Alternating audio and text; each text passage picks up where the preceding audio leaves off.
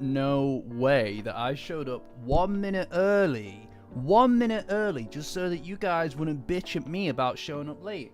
Guys, it's okay. Just sit down. She's decided to park her arse right in front of all my setup. So she's just here. What are you doing? You look awful from that angle, sweetheart. You look terrible. Anyway. Cat hair. I know, that was a bad angle for her. That wasn't her good angle. Hi everyone. Angle, you say? Yes, this is merchandise for the safetiesonrookie.com. Merchandise that only you can buy by the one and only Angle from our community. That's right. And that's, I'm gonna be honest, that's only volume 1, guys. I know we went straight into a plug, but guys, awesome stuff.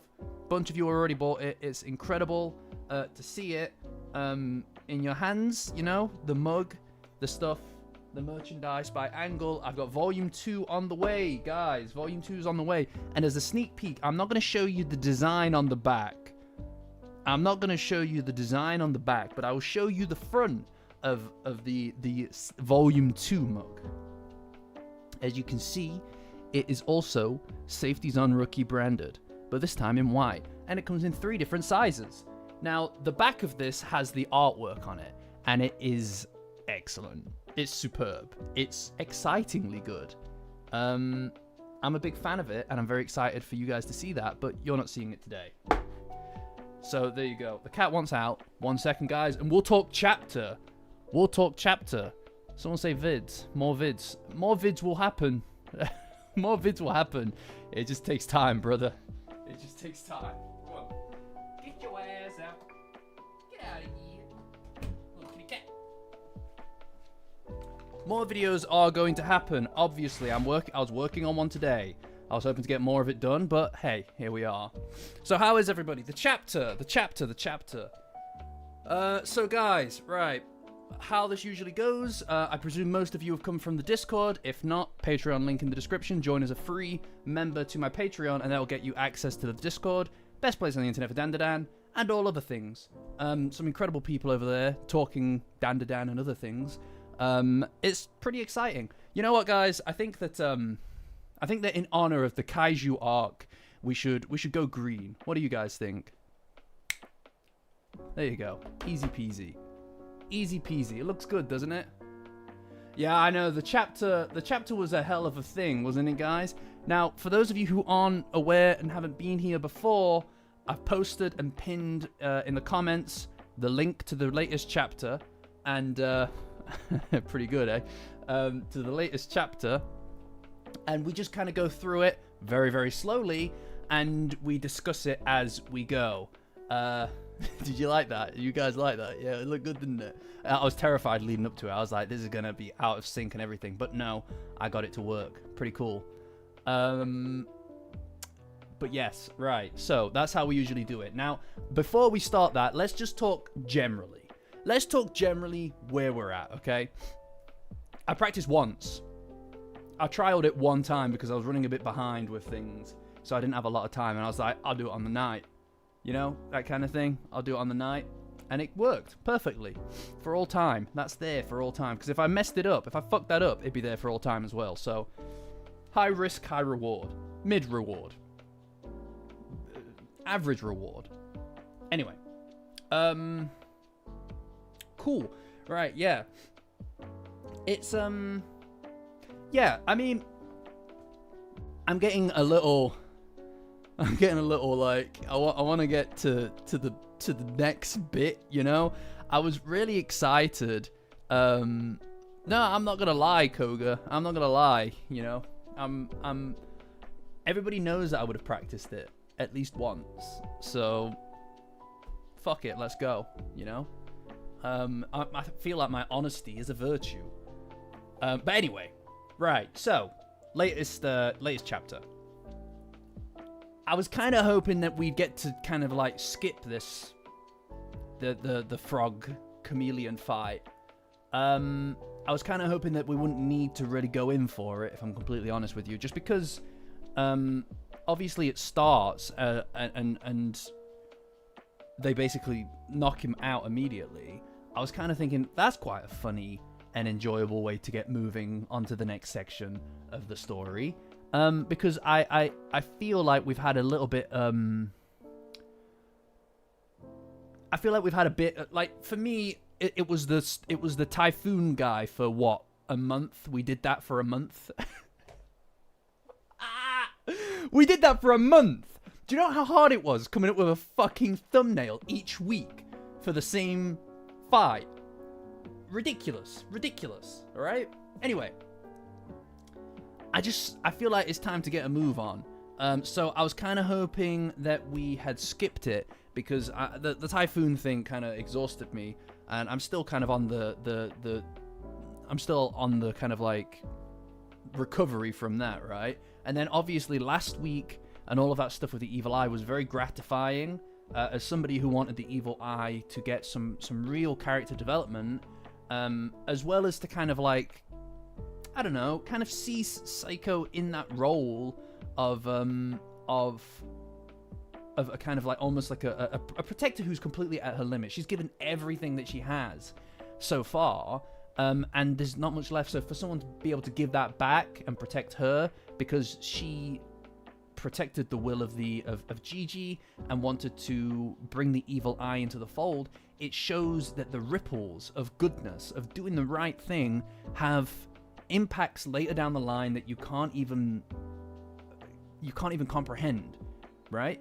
If she didn't accept the evil eye into the family, they wouldn't be where they are, and that would have been it, right?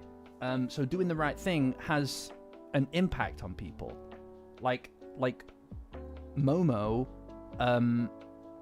doing the right thing and stopping people from bullying Okarun, massive impact in her life as well, and lots of other people's lives as a consequence of that. And I like that a lot, right? But I kind of was hoping we'd skip this fight, just because I want to get back to it, you know? I know that the end of this arc is going to also likely have some kind of a big showdown or fight. There's no way we get out of this arc without something CSG related, right? And I've made my predictions and stuff very clear in the past. I'm not going to restate them all. I've got I don't even know anymore, Eric, if I'm honest with you. I didn't think they'd be fighting a frog temple man.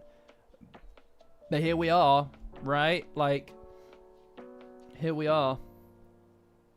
Like, we are doing that, you know? See, this is it, Toaster. No, you see, this is exactly what it is. I think that this is because they want to give Vamola a moment to shine as well.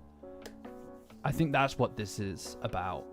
It's about giving Vamola her shocks. Everybody else has had one. And it's also... Look, you know, it's difficult, all right? It's difficult, right? Because on one hand, there's what makes sense from a story perspective, or what I feel makes sense from a story perspective, right? That is different from what I want to happen. Because at my heart, I'm also a fan, right? And because of that, there are things that I want to happen just because, oh, wouldn't that be sick, right? Like, I personally am very attached, because obviously the car is gone. Presumably the car is gone. It's taken Seiko back to the hospital, with Gigi as well. So they're gone. And they're a distance from the temple. Wouldn't it be cool, right? I'm not saying that this is going to happen, because I don't necessarily think this is going to happen, right?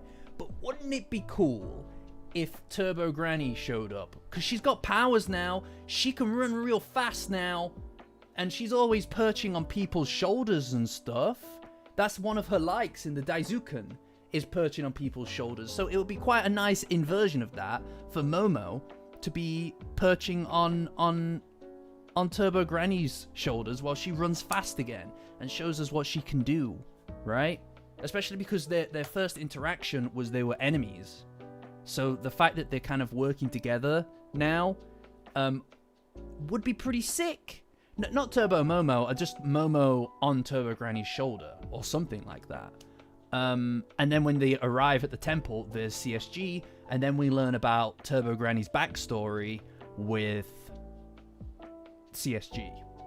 Because we need to learn about that, right? It's obviously important, you know? Yeah, I don't know. Hi, Zero. Hi, everybody. Yeah, I mean, I think that would be...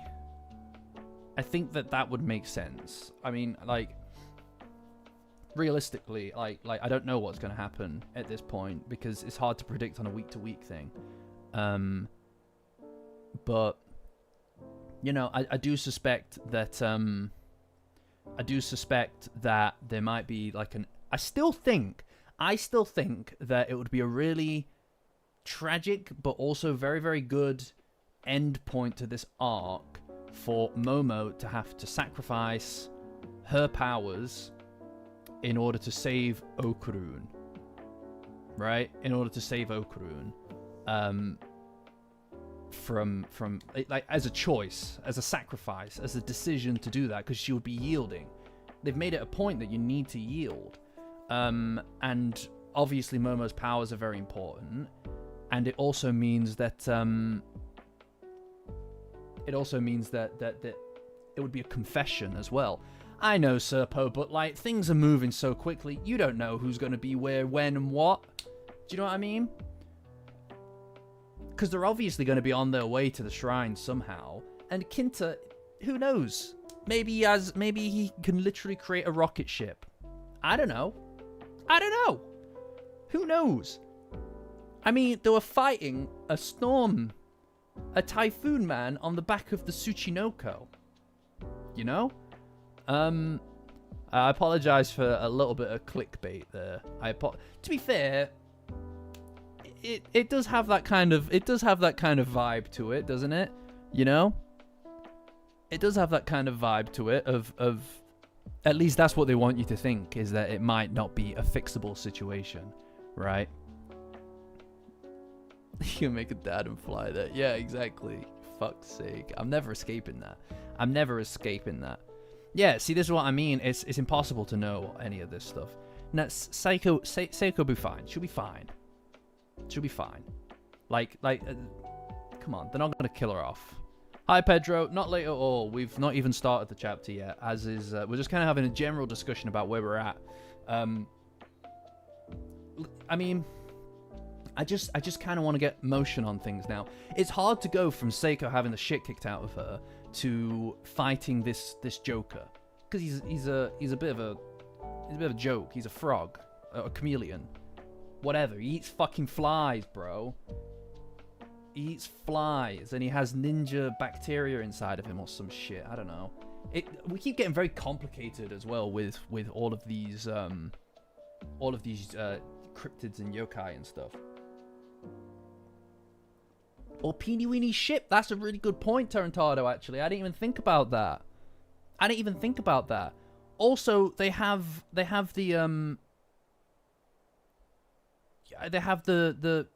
house, right? Like, surely they could turn that into something. Maybe they could turn that into something. Or does it belong to Ludorus? Alright. I don't know. Maybe the house. It ran before, you know? Who knows? I don't know. This whole series, I don't know. I do not know. Like, she's not gonna die. She'll be fine. But it's a good. I do think it'll have impacts on the characters moving forward, right? Because she's kind of that protective element. I do find it funny. I do find it quite funny that Gigi just said, yeah, okay, peace out, right? That was a bit odd. You'd think he would have put up a bit more of a fight about it, but I don't know. Yeah, you see it? Look at it. There she is. There you go. What do you think, guys?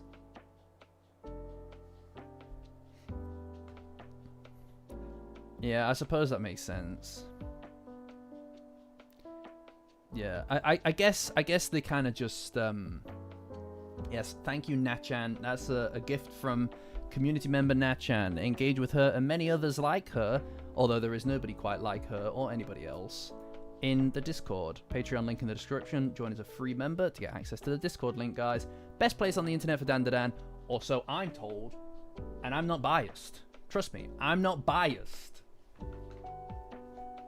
Alright, if there's anyone who's biased in the world, it ain't me. Trust me. I said so. Anyway, yeah, I mean, I don't know. It's kind of a weird spot. We're in a weird spot, for sure. Like, I think that, I think that I hope that this fight doesn't take too long, right? Because I kind of don't, you know, I don't really care that much about this Frog Guy's deal. I don't want it to take another month. I don't want it to take another month. I just want it to get to the fucking shrine, dude. 2 weeks hiatus as well, by the way, guys. We're off for 2 weeks. I don't know what to even say about that. Like, what the fuck? Wasn't there just a 2-week hiatus? I don't have anything planned. I've usually got a in case of emergency thing, but I don't have one right now. I haven't even fucking anticipated this. Well, it's off next week, and then it'll be the week after. I apologize. I mean, 1 week off, 2 weeks between chapters. I apologize.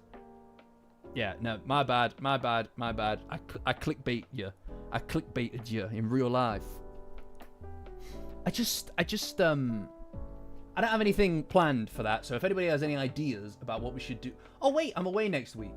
So I can't do the stream anyway. So, we do have the Thursday stream, though, guys. We also do Thursday streams for the episode. So cool. Yeah. Yeah, I mean... oh, it is sus. I know it's sus, right? I know that it seems unusual, quite a coincidence, but I swear it's not my fault. I didn't do it. I'm like you guys. I want this to, yeah, I want this to, you know, we never did do a 5K stream either, so we need to figure out what that's going to look like too. But look, let's move on to the chapter. Let's start the chapter, or else we won't be doing this at all. You know, I'm not meeting up with Tatsu. He wouldn't even pick up the call. You know, whatever. Anyway, so we begin. All right, Koga, catch you with the ninjas kicking about inside the temple, and they absolutely just get their shit kicked in. This is one of those things. One ninja is a threat. Multiple ninjas is nothing. They get weaker as they multiply. And that stupid chameleon is just like invisible. He's a coward. He's a piece of shit coward. Don't say that. Yeah, I know. What the hell, Angle? Where's my intro? Hi, Brand. Hello. Where's my goddamn intro to my boy Tatsu? Jeez, Angle. You know, what do you do all day other than create excellent artwork for use on merchandise from safetiesonrookie.com? That's right, guys. If you go to safetiesonrookie.com, you too can own excellent artwork like this. And this is only Volume 1. We have Volume 2 coming as soon as a week from now, guys. We're going to have a whole new range of designs for anybody who loves the Dandadan. Maybe you love the channel and you want to support the channel and have your Safeties on Rookie mug even. We know we have hoodies, we have shirts, and Volume 2 coming out soon. Here is a sneak peek. I'm not showing you the design on the reverse side, but this is the smallest of the 3 mugs that are coming in Volume 2. I'm very excited about the design on the back of this one, guys, but I'm not going to show you it until I officially release it. Yeah, I'm merch maxing. Sorry, guys. We have stuff, all right? We have stuff. Amazing, Angle. Amazing. Wait until we get to Volume 5. Then we'll really kick it up a notch, guys. But you got to invest. You're not buying merch. You're investing in the channel. No, I love seeing everybody's merchandise in the Discord, guys. It's been very exciting. Merch magazine, yeah. It's been very exciting to see it all in the Discord. Patreon link in the description. Join as a free member, guys, to get access to my Discord. It's the best place on the internet for Dandadan. And to stay up to date with the channel, videos. We do all kinds of community stuff there. It's great. Anyway, boys, girls, everybody else, back to the chapter. So, the chameleon guy, he's just a huge fucking coward, and he's just, like, hiding, and he's like, bruh, he's literally just thinking to himself. He's standing there thinking to himself, I'm such a fucking coward, it's great. That is literally it. He's just like, I love hiding away from people, I'm a fucking coward, and that's the end of it. That's all that needs to be said. I'm just literally invisible. And I hate him. I hate that. That's such a, like, these two, right? The smoke yokai, he had his whole thing, his whole villain thing, which was a bit of a generic kind of like villain thing, right? Yeah, you probably got the wrong version, Blissy. He's actually just standing there. He's just like, I hate, you know what I hate? Standing on business and fighting. I love hiding. It's my favorite fucking thing. You know when people can't see me and they're looking around for me because I just like chatted shit and they can't find me? Oh, yes, please, more of that. That's what he says. I'm reading it off the screen. All so we had the smoke yokai, right? We had the smoke yokai, and his whole thing was being all like, oh, I'm undefeatable, you can't defeat me. Then he gets his fucking ass handed to him, which is embarrassing. That's just embarrassing. But it's worse because he bigged it up. We talked about this every week since it started, but he bigged it up to the degree that when he did inevitably get his ass fucking kicked, he looked like a bitch. Alright? And that's his fault. That's on him, bro. That's on you. That's on you. The viewer. Now this guy, he's the complete opposite end of the villain spectrum. He's the kind of the villain who just hides away, and he's just like, oh, you can't find me, you know? Like, they're both awful. I hate both of those archetypes. Stop hiding, bro. Like, what's your problem? You started the fight. Anyway, doesn't matter because it doesn't work. Because they see him and Vamola fucking smashes him through a fucking pillar. There she goes. Look at her. She's a strong guy, don't you know? She's a strong fellow. Look at her. That's so badass. I love Vamola's whole thing. You know the kaiju suit? It's the best. I love it. It is funny as well that we're kind of like on the Vamola stuff just as we're working our way into the kaiju arc in the anime as well. And we're just in the Evil Eye stuff. We're just in the Evil Eye stuff, and we're doing Evil Eye related stuff in the manga. And I can't help but feel like that was coordinated, like almost like that was written into the story as a consequence of the fact that it would be airing in this period of time. But that's my personal theory about that. Don't go spreading it around. But anyway, yeah, I mean, like now she's a strong fellow. You're quite right. You're quite right. You're quite right, Toaster. She's a strong fellow. But it's good. It's nice to see, you know? Like, she just wallops him through the wall. It's great because I hate this guy. These are such throwaway villains, by the way. These are the kind of villains that it's like, we're going to be done with you very, very soon. But I suppose there's an argument to be made that it shows what kind of a network CSG is working with here, right? Like, the guy has his fingers in many, many pies. You know? He's able to just call on Frogman and Smoke Guy to do whatever. Yeah. Oh, are they hired by the Serpos? Are these ones hired by the Serpos? I'm losing track. I'm going to be honest with you. Really? Oh, alright. I don't know. I'm losing track. I know that the Ketos were working with the Serpos, weren't they? Oh my god.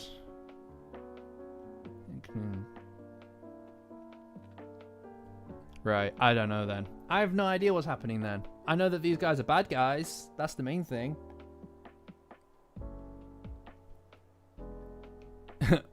one would think. One would indeed think. But yeah, she wabams him through the wall. It's great. And then obviously Tiny Momo's just there on top of her head. You know? Yeah, Momo's caused a lot of trouble. Momo's caused a lot of trouble, right? Like everybody is just, oh, thanks, Toaster. Appreciate you, brother. Everybody wants her just gone. All right. Oh, yeah. I see it.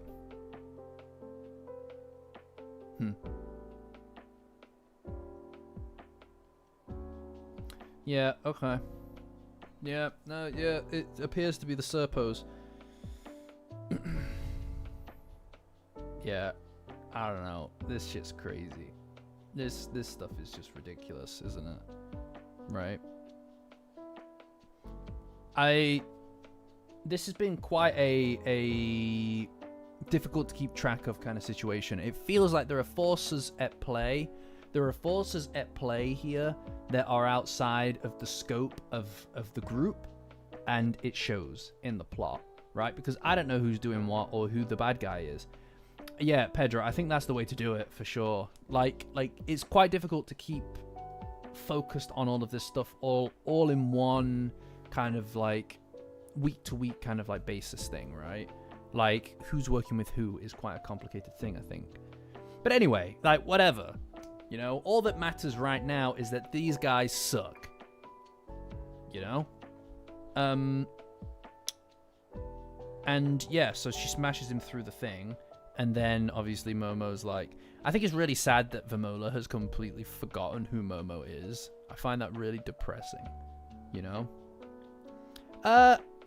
It's hard to know, Eric, dude. Like I think that there are some really nice highs in this arc. I really like the introduction of Koki.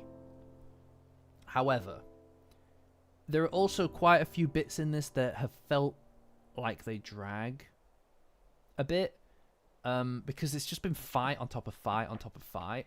I think that there is a look. I get why it's being done. I think that it's being done in order to give all of these different groups inside of the main group an opportunity to shine, to get stronger, and to show us a little bit more about what drives them and how they can work together with other characters that aren't necessarily Momo and Okurun, right?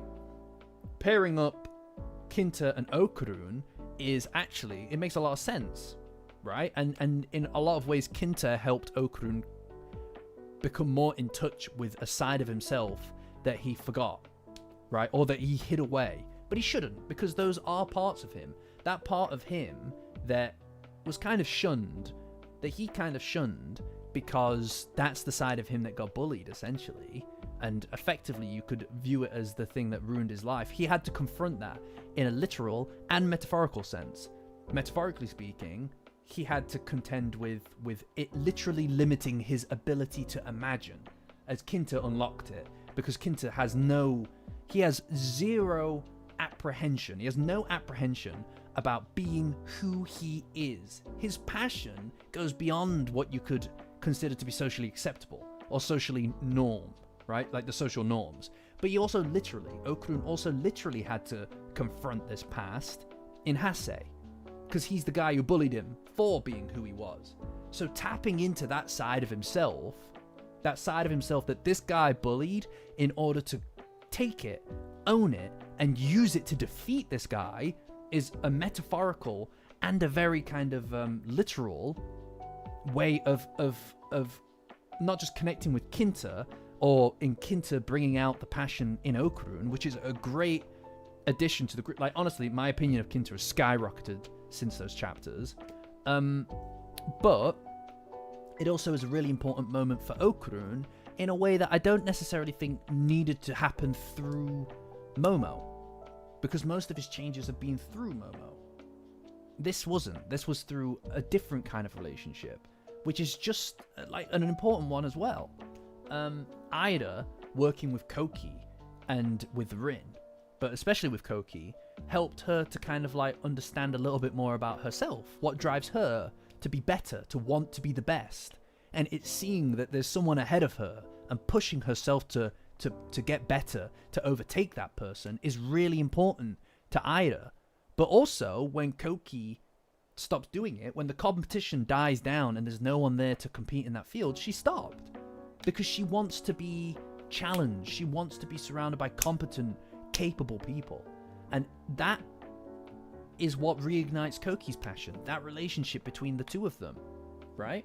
And that's great. That's a really interesting dynamic. It was great. I loved that. I really like Koki. As a consequence of that, I think her whole thing is really interesting. She reminds me a lot of Okarun. It's just, and those goddammit, I love those bits. Those are the highs for me. You see the reverse dunking, the dunking in the goddamn gymnasium. That shit was fire. That was great. God damn, I love that shit so much. But there's also been some lows, right?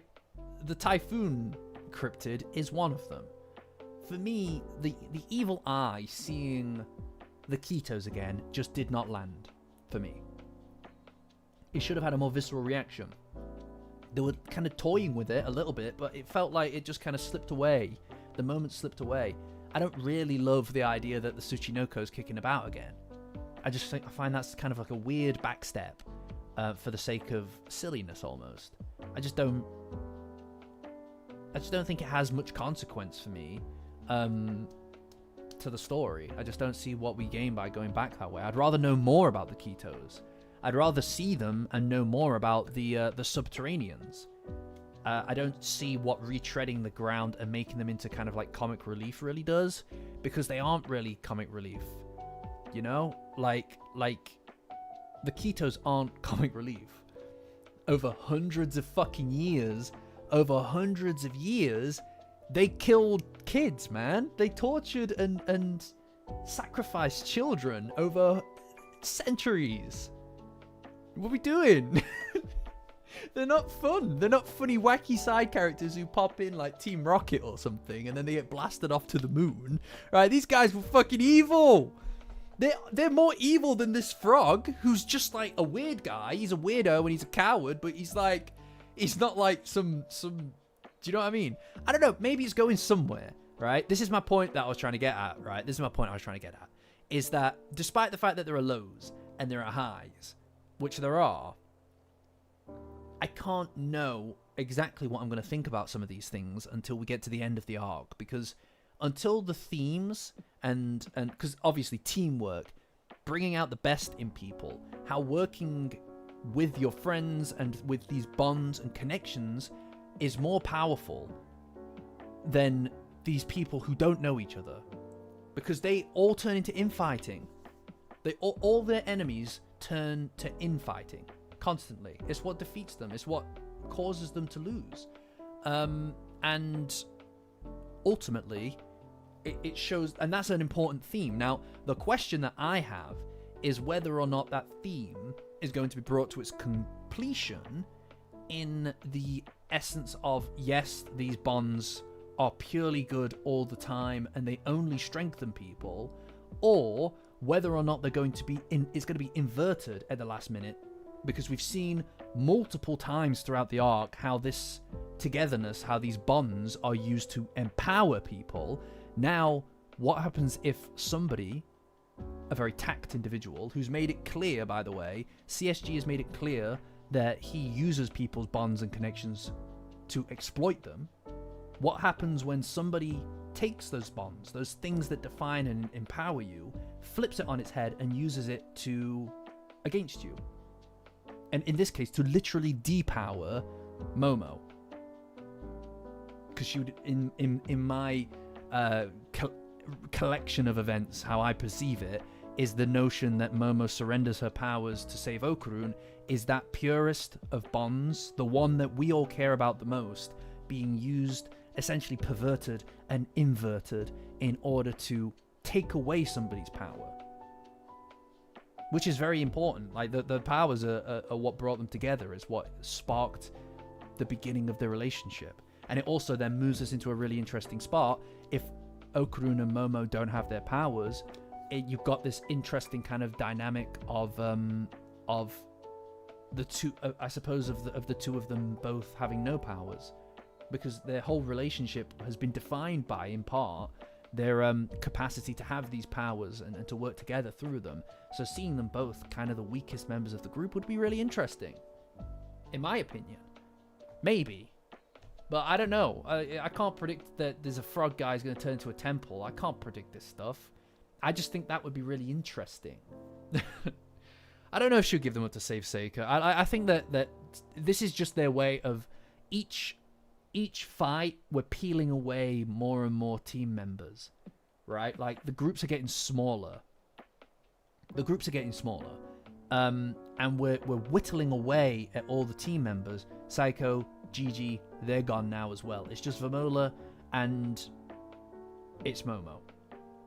And I suspect that maybe by the end of this fight, it might just be Momo who goes on her own, right? Because presumably Vamola can turn big to fight the whatever this is, right?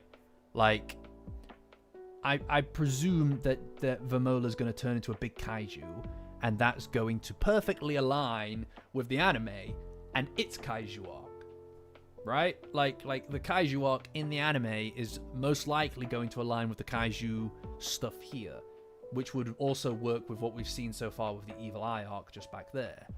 Oh, welcome, Cammy. Hello. But if Turbo Granny did show up to race Momo off to the temple, I presume she would not be able to take Vamola, which would whittle away the group even more. And then you just have Momo. You just have Turbo Granny, and then presumably CSG, and we get a really intimate, interesting conversation when we learn about the nature of Momo's powers, Turbo Granny's backstory with CSG, and we can also have a really interesting almost really involved direct confrontation. And if Okarun did show up somehow, we'd have that capacity for a really a one-to-one kind of like a really engaged trade, essentially. There wouldn't be lots of other people around. It's like, oh, who's gonna come and save whoever? It would just be the three of them, right? Like, this is my thing. I think that I feel would work really well. Oh, thanks, Linda. Appreciate that.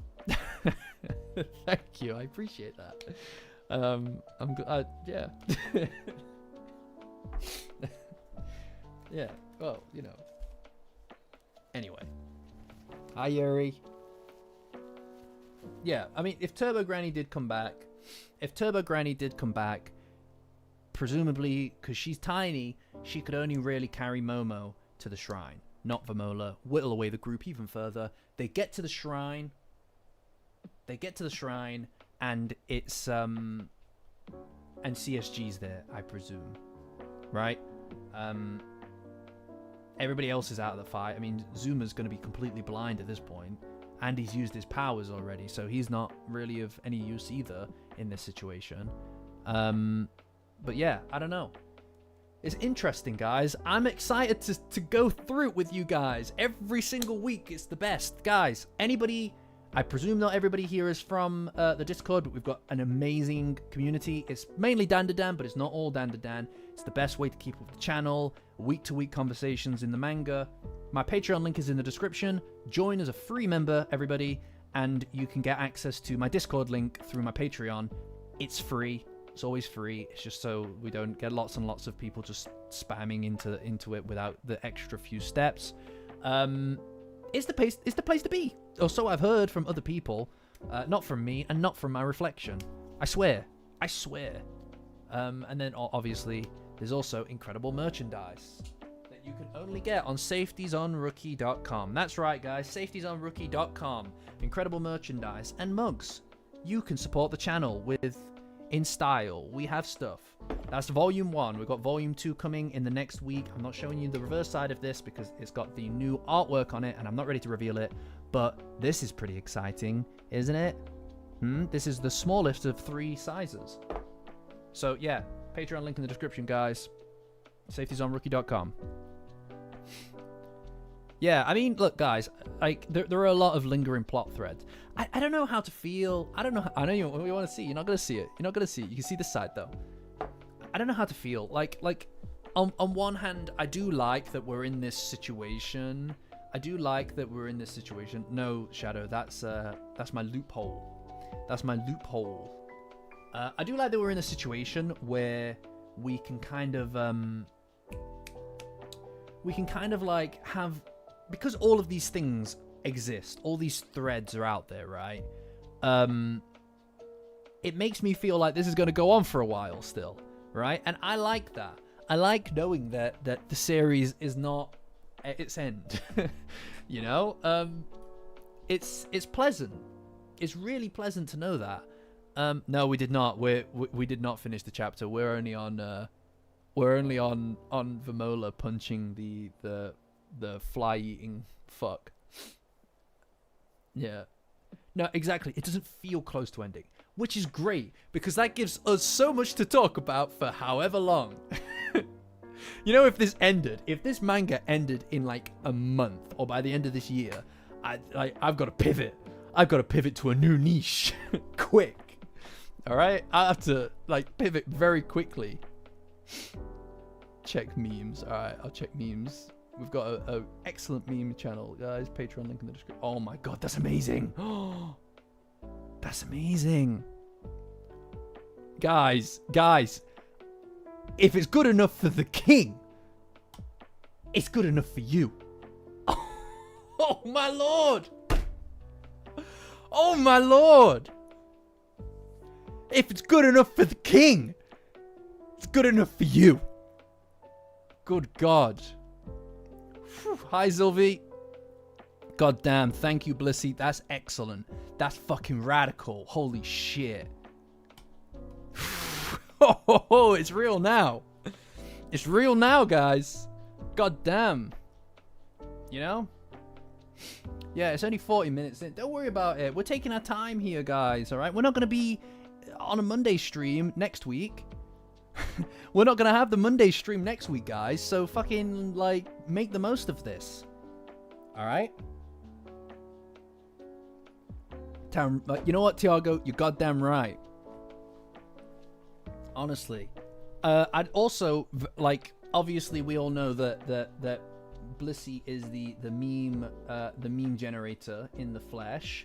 But I'd also like to take a second to also highlight the fact that Toaster, relatively new to the community, guys, has absolutely been fucking killing it with not just ideas, but also with various different emotes. I check the emoji lab all the time. I just don't say anything. I don't want to get in the way of the chefs when they're cooking, you know what I mean? Best place, great, honestly, incredibly interesting people over there on the Discord. Patreon link in the description. Join as a free member to get access to the Discord. Guys, best place on the internet for Dandadan. Anyway, chapter. So she does a sweet chin music to the frog guy and sends him flying through the pillar. And it's very sad because Vamola doesn't remember who Momo is. And she calls her Miss Pixie. Of course she does. Of course she knows that word, Pixie. That's just like probably one of the first 15 words that she went and learned, right? It's very sad. It's very sad because she can see her but she can't remember her. And it is literally like her sister, right? Because they've got like a sister thing going. And it's very cute. It's very sweet. I'm a big fan of their dynamic. Especially because they didn't get on. They didn't get on so well at the beginning. Also, Vamola is a precious creature. Alright? She must be protected at all costs. Okay? Now, you all know. I've already said it, guys. You all know that we're all going to be working overtime over the next however many years between season 2 and 3 to protect my boy, the king, Kinta himself. Alright? But, don't forget, there are going to be all kinds of allegations of homewrecker to my girl, Vamola. And we're going to need to fight to protect her legacy. To protect her will. Guys, what the fuck? It's going to be Kinta and Vamola are going to get it bad by anime onlys for a while. All right. Okay. So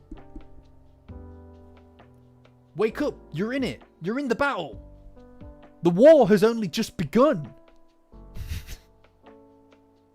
All right. So let's fucking go. Grip it and rip it, motherfucker. Anyway, that's not going away anytime soon, the grip it and rip it thing.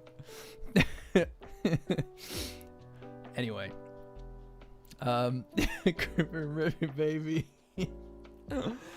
Oh no, I'm depressed thinking about how long it's going to be. But guys, we can work together. We've got a lot of videos that can still be put out. I've got 2 videos I'm currently working on at the moment, guys. I'm hoping to get them done before the end of the I'm cocking a rifle. Oh, a sword in the corner, guys. I've got a sword over there. All right, I'll do it. I'll fight. Yeah, you're quite right, Zero. Vamola's going to be catching all kinds of strays, all right? And she doesn't deserve it. She's been through hell. War is hell. All right? So let's pull it together. My co-workers gave me a sword about 4 years ago. No, 3 years ago. Yes, 3 years ago, my co-workers gave me a sword to be samurai. How is safety in your username? Yes, the safety's on as a reminder to keep the sword sheathed. Just, you know, there's an old idiom. I got a burp, hold on. Excuse me. There's an old idiom, okay? The sheath sword is the sharpest. Okay? So, in the same vein as that, the safety's on, but that doesn't mean that it's not dangerous. So think about that. That's some food for thought. Think about that. You know? Think about that. While you were out partying, I studied the blade. While you were all out having premarital sex, I studied the blade. Yeah. That's it, exactly. Allowed to say what? What did I say on YouTube? Probably not. You can't say anything on YouTube, to be fair. You can't even say unequivocal facts on YouTube anymore. Exactly, guys. I studied the blade. Anyway, you're fucking distracting me. We're going back. We're going back to the chapter right now, goddammit. I'm so sick of this. So sick of this. Here I am trying to entertain and discuss and be insightful, interesting even. And you guys, you're talking about pens now. I don't know what the fuck. Why are you talking about pens? Alright? I was just trying to enlist you guys to protect Vamola.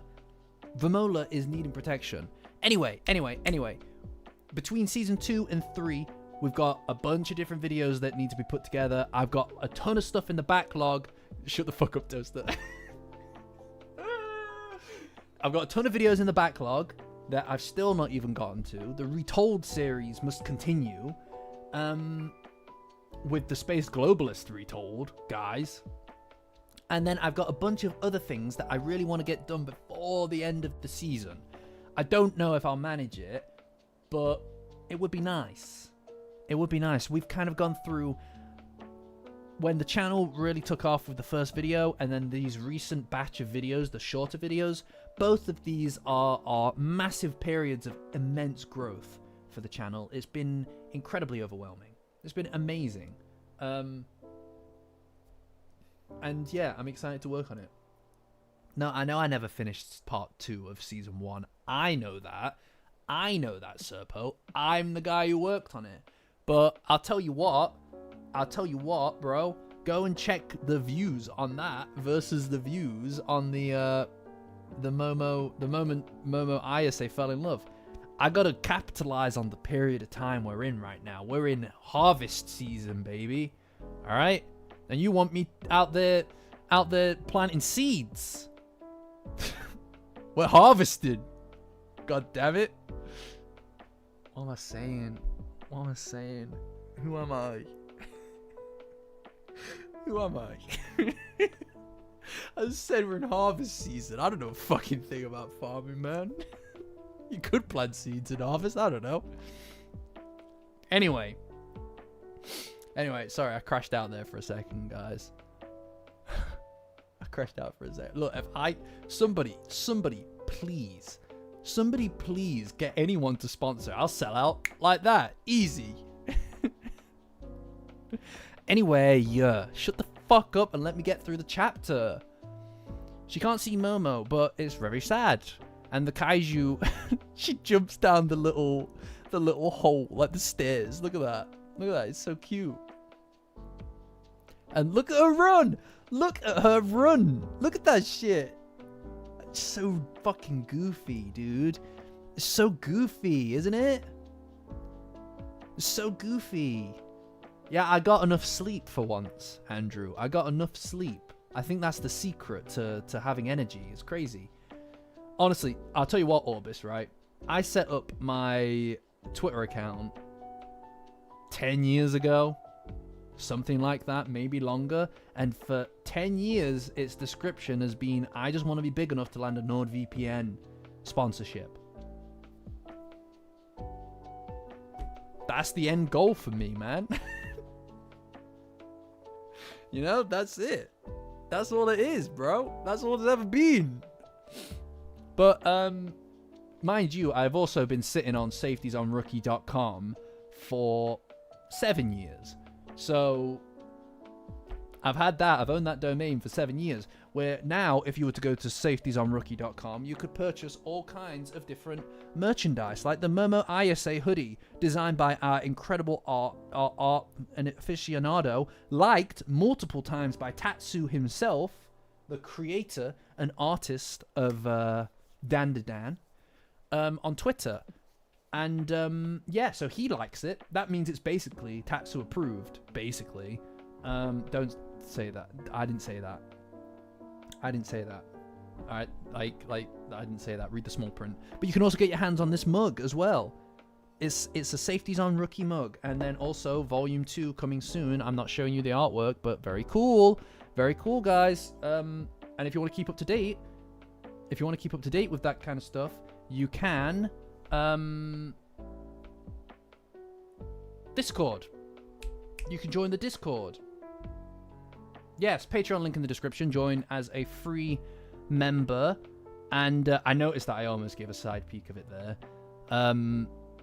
Join as a free member, and that'll get you access to my Discord link, guys. That'll get you an access to the Discord link, the best place on the internet for Dandadan, and all kinds of other things, guys.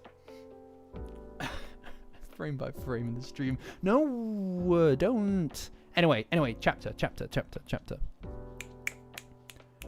What am I doing? Where was I? Oh, yeah, she's running away. Yeah. So they need to get moving, obviously. There's no fucking about at this point. And I respect that shit. Let's go. We don't have much time left. This has been the longest day of my life.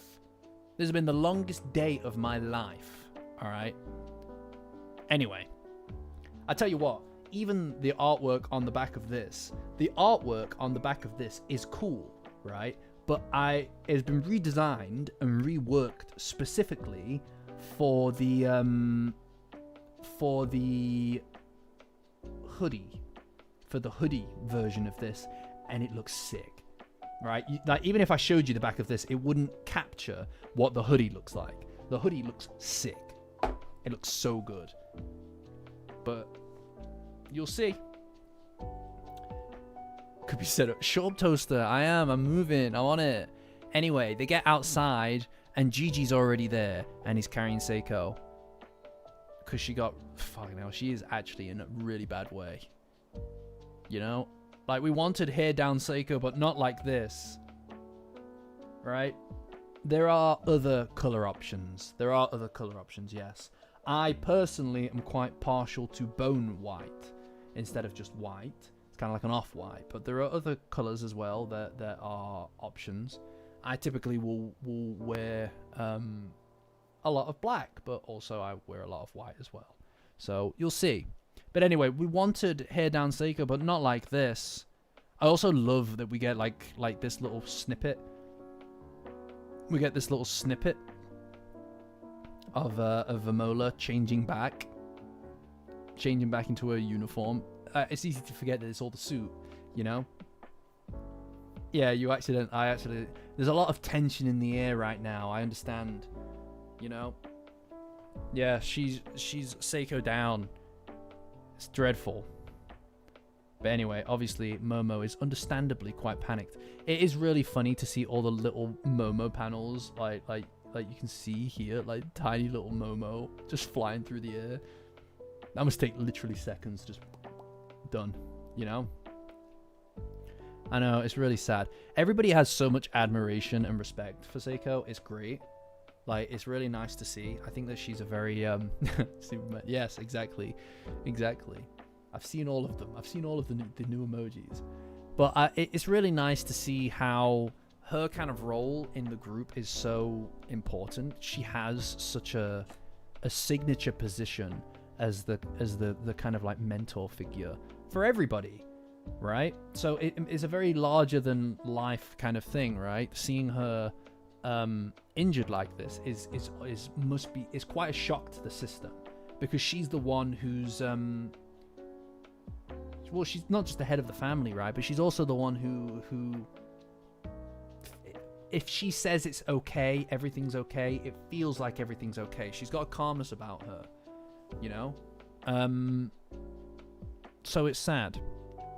Oh, right, okay. So Gigi is using his chi to reduce the pain, which makes more sense as to why he would be going with her to the hospital, because he's obviously trying to help reduce the pain. That makes a lot more sense. That's totally fine, actually. I obviously skipped over that in the or maybe blocked it out from the fact that we are fighting the chameleon man now, right? But anyway, yeah, no, I really like that little element. Also, Tiny Momo is literally the size of like her glasses now. Yeah. Gigi's spec'd into tank healer. Badass. But yeah, it's so yeah. Seiko's basically telling them to just not to bother with her and just get Momo to the shrine, right? And that's, you know, like I think there's a lot of bluster. There's a lot of bluster that comes with Seiko as a character. But at her heart, she still is a protector, a grandma, more importantly. And she very much cares about the kids more than herself, you know? I think that I don't know.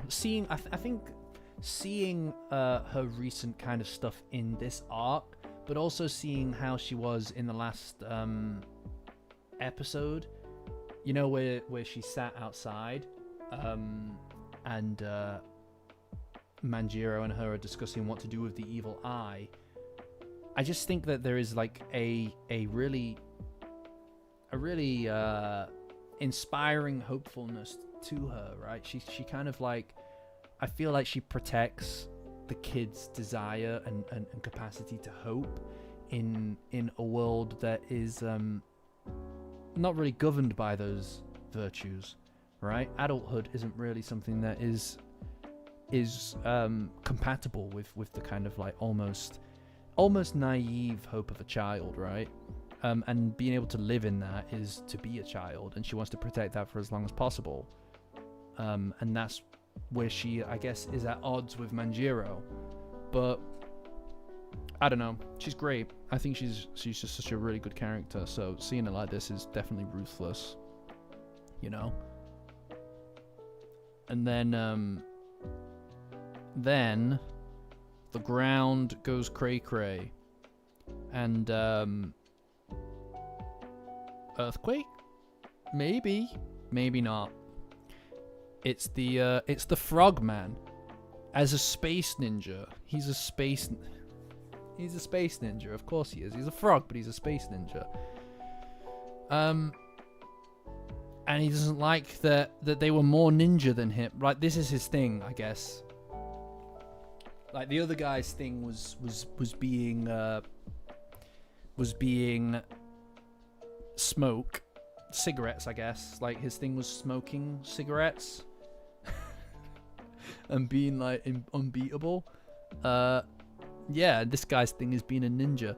For the record, by the way, I'd just like to highlight the fact that on the Discord, Patreon link in the description, join as a free member to access the Discord. We just recently went through a Samurai Ronin arc. Somebody, whatever, I'm not going to name names. Somebody decided to choose ninja. I bet you're regretting that now. Because this is your guy. Can you pick up your guy, please? My lord, can someone come pick up your guy?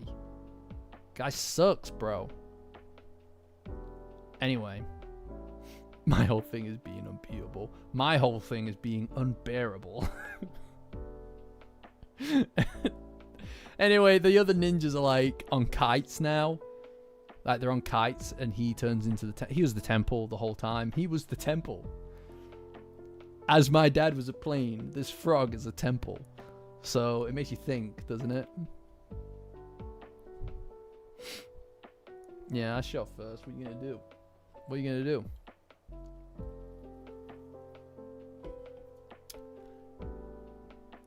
Yeah, I guess like this is his thing. This is his true form. Because he was camouflaged as the temple the whole time.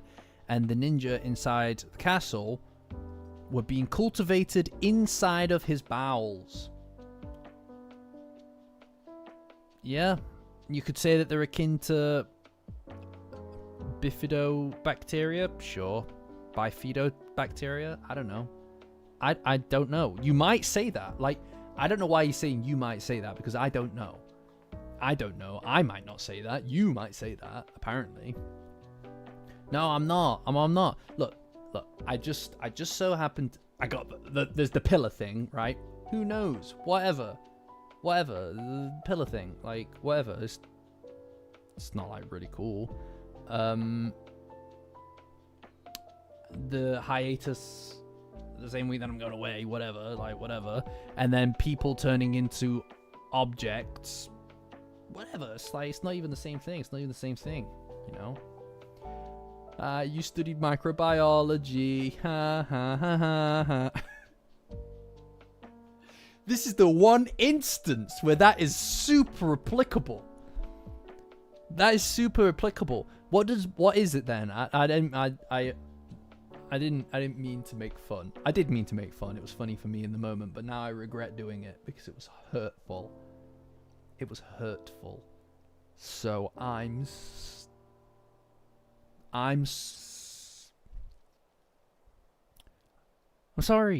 All right? I'm sorry. I'm sorry, okay? Fuck. Jesus. All right.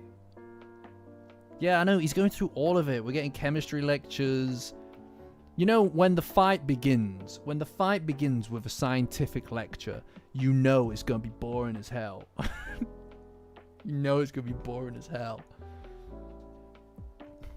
Good lord. What about the physics? Learning the physics behind a typhoon. Yeah, it's pretty good pronunciation, I know. Yeah. What was the word? By I don't remember. I'm gonna ignore it. Let's move on. Yeah, digestive ninjas. Yes. McVitie's digestive ninjas. Frog dude, smoke eye, bring that height. Yeah, I don't know. You know. The word. Yeah, well, it's new. I'm new to it. I can change. All right. I stopped putting as many spoilers in the thumbnail. All right. I can change, guys, girls. One of the girlies. Merch. You mean like this impeccable piece of merchandise behind you that you can only get at safetiesonrookie.com? Yeah, I know, pretty crazy. You can only get it at safetiesonrookie.com. That's safetiesonrookie.com. You can get that. You can get this mug. It's got the logo on it, guys. And it's got this thing on the back as well, which is also super cool. And then we've also got this new mug in Volume 2. Volume 2 coming very, very soon. Now I can turn it around and you guys won't know. All right? Volume 2 coming very, very soon. I'm very excited about what's on the back of this. The hoodie variant, guys, crazy cool. I'm so excited. You want to learn about this? You want to stay on top of this? You want to communicate with the best Dandadan community on the internet? I'm not afraid to say that because lots of people have told me that. All right? That is the Discord, the Safeties on Rookie Discord. Patreon link in the description. Join as a free member. Fuck, a free member. Holy shit. That's right, free. That means no money exchanged. By definition. And then that gets you access to the Discord link. Best place on the internet for Dandadan. We have stuff there. He's merching again. I'm merch maxing, okay? All right, I've got rent to pay. All right, I've got debts to pay. They're coming for my kneecaps. Anyway, he turns into a big temple, as you do, and then he's all like, "Oh, I hate it. I hate wannabe ninjas." That's his thing, my lord. What are we doing? Momo's getting smaller. Momo's getting smaller and smaller and smaller, and people are forgetting who she is. Zuma is getting blinder and blinder. That guy whose dad's a plane is getting older and older, and then that other guy who has that website dedicated to him, he's getting more irrelevant and more irrelevant. I don't care about your thing that you're a wannabe ninja hater. I hate wannabe ninjas more than anything. Like, that's your thing, is that you hate wannabe ninjas? That's so niche. That's so niche. No, I'm sorry. No, I'm sorry. I'm sorry. I'm sorry. I'm sorry. I'm sorry. I'm sorry. Sorry. Sorry. Sorry. Sorry. Sorry. Sorry. No, I'm sorry. No, I like that it's got the watermarks on the mug. Say his name. No, I don't want to. Anyway, so Gigi's charging up his Kamehameha, but Momo tells him that that he needs to go to the hospital with Seiko, and that Momo says that she doesn't care about the curse anymore. It's more important that they help her grandma, which is very sad, but you know, it's very Momo. I like this. I like this kind of like straightforwardness, you know? I enjoy that kind of character interaction. You don't need to stand around and have like a 20-minute conversation about it. It's like, get to it, dude. Move your ass. You know? And Momo basically wants Gigi to stay so that she doesn't feel the pain, because he's obviously using his chi to suppress it, you know? Who could? Why? What's wrong with the thumbnail? I did it. I did it. Do you not like it? Do you not like it? I thought it was quite good. It took me about 45 minutes. It took me about 45 minutes. I'm not an artist or a colorer. All right. So please keep that in mind in your assessment. I beg you. I beg you. But I liked it. You know, I think it's also, oh, thanks, Visid, I appreciate that. I think it's also brought in a few more viewers than usual. Yeah, I'm a colorer now. Shut up. It's also brought in a few more, viewers than usual, so I might just start doing it more frequently, or on the weekly, you know? That would be pretty exciting. Because it's a new skill. It's a new skill. I'm skill maxing. That feels like a thing, actually, like a real thing. I need to come up with a silly thing for it. You know? Yeah, you got to add the U. You're quite right, Shadow. You're quite right. Anyway. Momo then apologizes to Seiko. Because she blames herself. And then there's the panel. Aww. So sad. So sad. No. Oh my god. That's so fucking sad. Holy shit.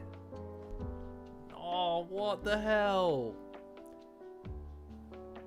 All that work, man. All that work. But it's important, man. Like this is the thing. This is the thing. They've come so far. They've come so far because it's like, and this is what you see, right? Like, oh, the flashback. It's so sad. It's so sad. Gigi in the car, by the way. Look at him. Look at him. Look at him in the car. Meep, meep. It is very sad. It's just like, you know, like it feels like they've come like to Gigi. Yeah, it doesn't have quite the hit if she says it to Gigi. It doesn't hit quite the same saying it to Gigi for sure. Like, especially because like at first she kind of rejected all these all this side to her, like the spiritual world and everything, and they've come so far since then, you know, because all I believe that the only reason that Saeko cared about that in the first place is because she knew that she had some untapped potential, right? Like she had a power that would be really important, and she wanted to help her kind of to release that, I suppose. For me, one thing that's always stuck out about Seiko, right? One thing that's always stood out about her for me is she works on TV, right? And on TV, she's not a respected psychic. She's seen as a joke. You know, the whole world essentially laughs at her and doesn't believe in her powers, and she's fine with that. It's her job. She does it to bring in money. Because at the end of the day, it's kind of like, c'est la vie, right? Like it's just, who cares? What does it matter? Because it helps to enrich and provide for her family, which is Momo. And the only one person that she couldn't take calling her a fake medium, a fake psychic, was Momo, and she carried that with her for a long time, you know, for presumably for years, and it damaged their relationship. But that's the only person that she cared about, not believing her, because it's important. That's her family, and that's what Psycho is, right? Like she's driven almost entirely by her family, you know, and that's something that just gets bigger and bigger as more and more people join, like the evil eye and everything, right? Like she didn't need to, like the logical thing to have done would be to have proceeded. See you, Pedro, catch you. The logical thing would have been to have proceeded with the exorcism, really, and to not try to bring him into the family. But it's not just a matter of what she thinks is right. It's also to be seen and to sacrifice to do the right thing, or to do what needs to be done to protect, enrich, expand their family, is, I think, really important to her as a character. So for her, it was like also about instilling this goodness, this desire to do the right thing, and fostering that inside of the kids, right? Gigi having the fire in him to say no. I'm ready to sacrifice and lay down my own safety and my own comfort in order to protect this person who he doesn't know, who's never done anything good to him. He's only ever done bad to him, but because he's in pain, that's all that it is. Okrun also deciding and choosing to follow through, protect Gigi's will, his friend's will, as well as to save the evil eye. That's something else to foster and to protect and to help grow, you know? And that's what Seiko does. And I think that adding little bits to the anime, right? Like her seeing the division between Gigi and Okrun, or seeing the or seeing the handhold in the back of the car and not saying anything about it, despite the fact she's all bluster. She's a loudmouth, right? She says everything all the time, but those moments she doesn't say anything because she knows that it's different. You know, I'm not here next Monday, Manny. So there is no stream next Monday, kid. I'm away on work, business trip. Anyway, so yeah, I mean, like for me, those moments, it shows that she's not just some, like, she thinks, she knows how to behave and how to react, and that's great. You know, it shows that she really does care, and she has feelings as well. And sacrifice, I think, is very important for her when it comes to family. And this is what she's demonstrated. I mean, she's ready to literally die to protect Momo. You know, and that's great. It's beautiful. Nah, come on, guys, it's not betrayal. I've got business, all right. I'm wheeling and dealing. Fucking wheeling and dealing. But anyway, there it is, the chapter. That's the chapter, guys. Quite eventful, but it does look like we are going to be embroiled in another fight. The size of the enemy, I can only presume, means that the size of the enemy means that I can only presume that we're going to get a large kaiju fight to coincide with the kaiju fight in the anime. You know? Yes, that's another really good point, Toaster. Absolutely. Absolutely. Like, not wanting to take the money off of him, but to tell him to pass it on, it's a powerful thing. You know? And that's the thing. Like we get these ripples. I think that the thing with doing the good thing, doing the right thing, is such a difficult thing to convince someone to immediately to do in the situation, because it's more nuanced, right? Doing what's right is the right thing to do because it feels like the right thing to do, you know? It doesn't necessarily provide you or enrich you with tangible benefits, not quite like doing evil things does, but the ripple effects that goodness can do is more powerful than what evil does, because evil is inherently very egocentric, right? You take in and you take and take in, and by its very nature, you're not putting stuff out there, giving stuff away, so you can't create that same ripple effect, I don't think. Whereas the nuances of doing the right thing, you also encourage other people to do the right thing, right? And that's hard because you don't immediately find a tangible benefit to it. Like the evil eye thing, it only really has illustrated itself as the right thing to do now, you know? So it's kind of like, I don't know. You're quite right. It's like with Okurun, right? Like telling him to pass it on is also what pushes him to kind of want to be stronger, to protect Gigi. And that's what he does, right? And he protects his will. Yeah. Yes, Seiko is just fantastic. I think she's great. I don't know, Frank. I mean,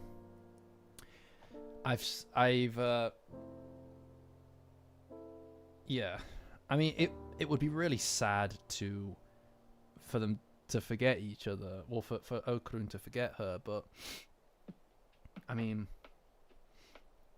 I suppose the question is whether or not somebody who has a yokai ability has some capacity to no, it doesn't work like that, because Ida had Acro Silky's abilities and she couldn't see the muse, so I don't know, you know. Hi CC. No, you're not too late. I mean, I'm still here, you know, probably for a bit longer.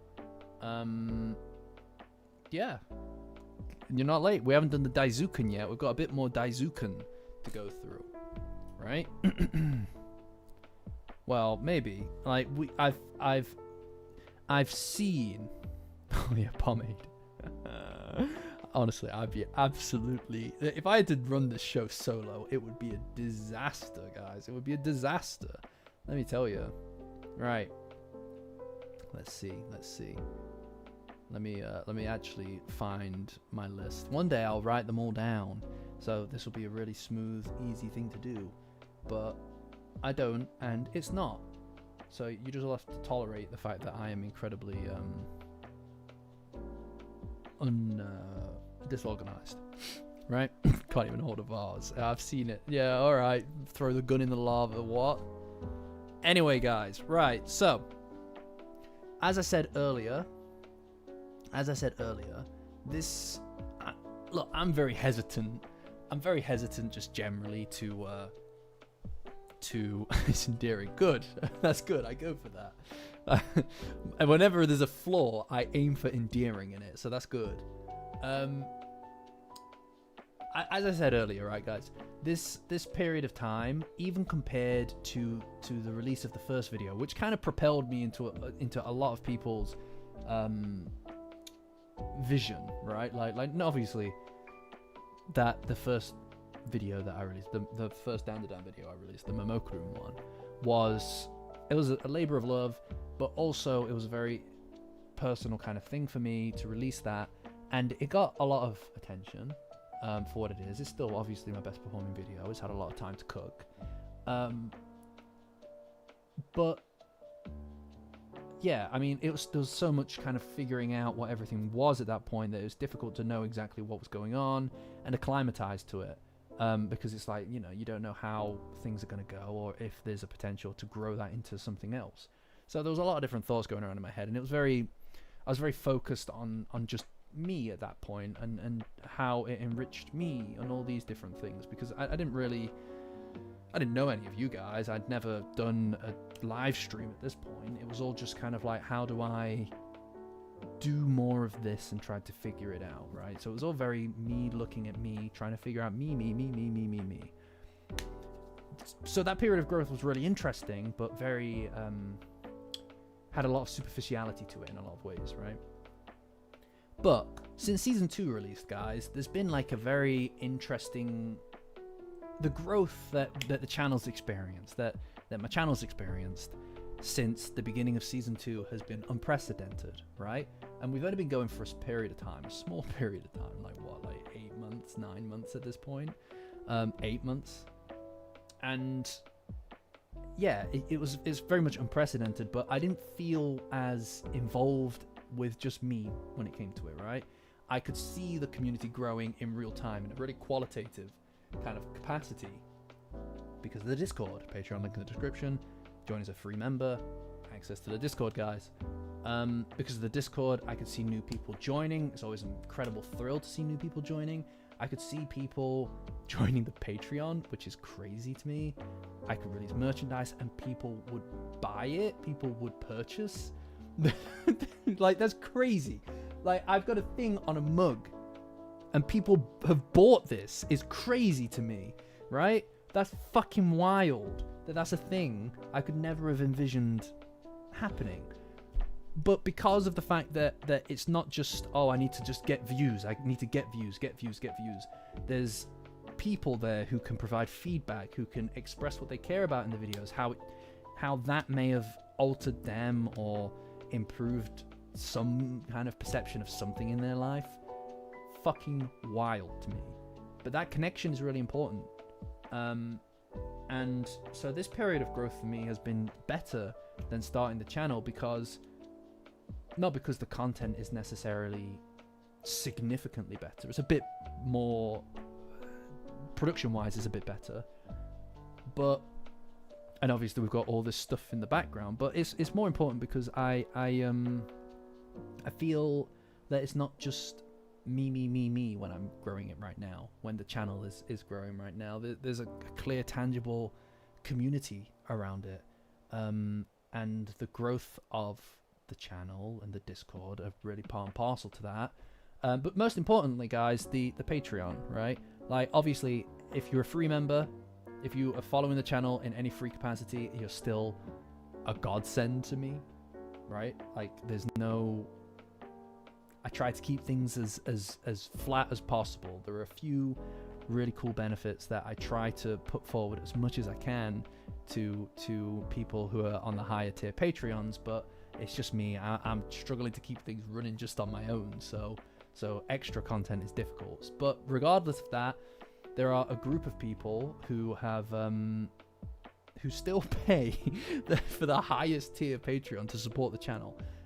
Fucking crazy. That's crazy to me. I cannot express how important it is, because it means that I can make stuff that isn't just going to chase some arbitrary view figure. It means that I can know that there are people who want the content as it is, unfiltered, and that means a lot to me. So I'm just going to shout out everybody who is paying into the Yokai Power tier. So that's Angle, Burlapsack, Danny, oh my god, Darth Blissmeister Supreme. Right, yeah, I gave you that name, so I should know it. Fifth Gram, Mother Support, Obi-Wan, Frogs are dumb, Tosanobi, hell yeah, fuck frogs, man, they suck. Orbis, Sarah Sidious, Serpo, classic, Sith Lord Wolf, The Jelly Strikes Back, Zero, and then Tim Kai. Guys, I have named you. Me. Well, that's what you know. Yeah, that was me. I did that. I'm the hero of this story. But guys, seriously, I appreciate it more than you can know, because it's a surreal thing. You know, I don't know that this necessarily happens and goes on forever, but this period of time has been excellent. I've very much enjoyed it, and let's keep going. There's a lot of Dandadan still to go, guys. That's okay. Don't worry about it. Nobody needs to pay anything to the channel. It's completely optional. It's always optional. It always will be optional. You know, but nobody feel compelled. Never feel compelled, guys. Seriously. If you want to stop supporting the channel, you don't need to explain it to me. You can just do it. There's no obligation between us. I'm here regardless. Look, you know, obviously all the donations, the Patreon subscribers, the memberships on YouTube, purchasing the merchandise, all of this stuff means that, you know, obviously the stream can run without ads during the actual broadcast, so no interruptions, because it's supported by you, the viewer. And it also means that I can keep doing these things because it's clearly a huge benefit to the channel. And I love doing this, right? Doing the streams, working on the streams was one of the best decisions that I ever decided to make, guys. So thank you. Genuinely, thank you. But anyway, yes, I am working on more videos. Obviously. You know, if you want a funny emote next to your name on the Discord, then yes, that is the way to do it. For sure. You know, that is the way to do it. Oh, you missed your 3D glasses bit. Look. You missed your 3D glasses moment. Oh, thanks, Fra. I like that you like my videos. Thank you. Yeah, I'm working on more stuff, obviously. I've got 2 ideas that I want to get done before the end of the season, guys. That's my objective. 2 videos before the end of this season. Yeah, these are at my desk. I cleaned my desk today and I had to leave them here. There are 2 videos I want to get done by the end of season 2, and those videos are kind of connected to where we're at. I'm not going to say any more than that because I don't want to spoil anything. But I really want to get those done. It's just, if time allows it, guys, I'm going to be working as hard as I can to get that done. Writing takes a lot of time though, because I want to make sure I do Dandadan right, man. I don't want to fuck it up. I don't want to say the wrong thing because I love this series, man. So it takes time, but it means that you get the better thing at the end.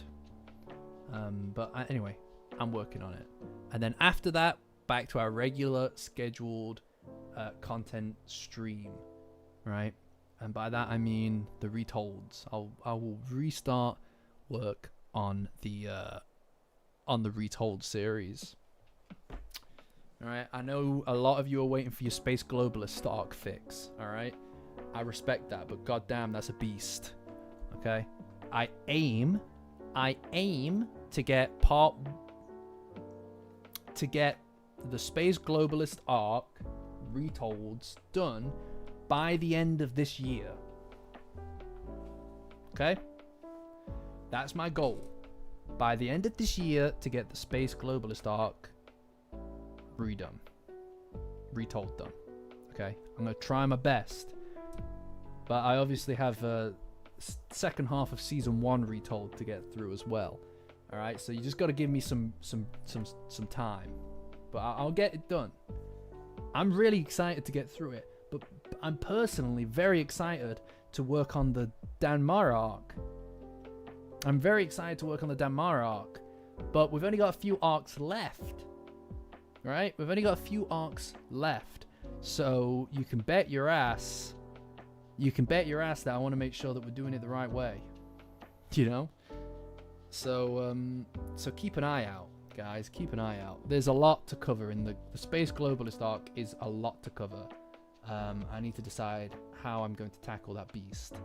But like I said, we'll do it the right way. Anyway, that's neither here nor there, really. You know, and then I've got a few other ideas as well that you've probably not thought about. I hope you haven't thought about. And I'm also going to try and work in a few of these shorter videos that I've done in the past into the new content as well. It definitely will not release next year. No way.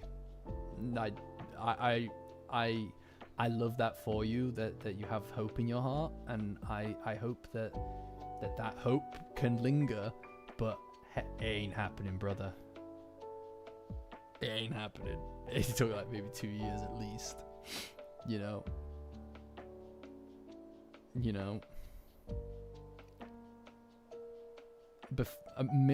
Like 2027 if you're lucky. Yeah, maybe. Like, I hope so. Look, I've got a whole channel to keep afloat until then, god damn it. But there are, you know what, guys? Besides Dandadan, there are other things that I also want to talk about. You know, there are a lot of other things I want to talk about, and I'll get around to those as well, just to kind of make sure that we're kind of chugging along at the right pace. Yeah, I mean, no, I don't want to speedrun anything. All of that early stuff is a great opportunity to kind of cover even all the stuff in the Danmara arc that you might think is just the Candyland bullshit, right? Even all of that stuff, there's a potential to turn that into something else, right? Everything has a potential to be something else. It doesn't have to just be a retelling, even though it's called a retold. All right, don't worry about it. I'll show you when we get there. I'll show you next year. All right, I'll show you in 2026. You know. Yeah. Cyberpunk Season 2. Maybe Cyberpunk Edge Runners at some point, maybe. I loved Edge Runners. It was fantastic. It was beautiful. Like, it was incredible. So sad. So sad. Yeah. But that's not this stream. Right, so here's what we're going to be doing. We've got some pretty neat stuff here, courtesy of Blissy, who has been trying her hand at translations and also implementing that onto onto the original sheets as well, like fully translated stuff. It looks fucking awesome. It looks really good. Like I was saying this earlier on the Discord. Patreon link in the description. Join as a free member, guys, to get access to the Discord. It's the first place you're going to see all of this stuff. We basically are working on translating the entirety of the Daisuken, right? There's a lot of really cool stuff over there. You should check it out.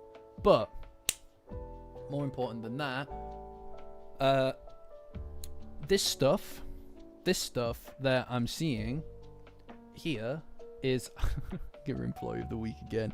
Yeah, I mean, like Blissey is in a unique position where she is basically an unpaid intern for the channel. I feel really bad about it, to be honest. But she does such good work. She does such good fucking work. I'll show you. I will show you now. Look at this. In my opinion, right? In my opinion, this is the best in class shit, right? I've already said this multiple times now. This is best in class shit. This is the kind of stuff that people pass around on Twitter and say, oh yeah, there's a translated version of that. There's a translated version of that. She does very frequently cause me to crash out. I'll be honest, she also... she's recently started watching Cowboy Bebop, which has completely fucking melted my brain because now I'm revisiting the live action. Oh, it makes me so angry. One day, I will have a stage with you all about that. When some of you people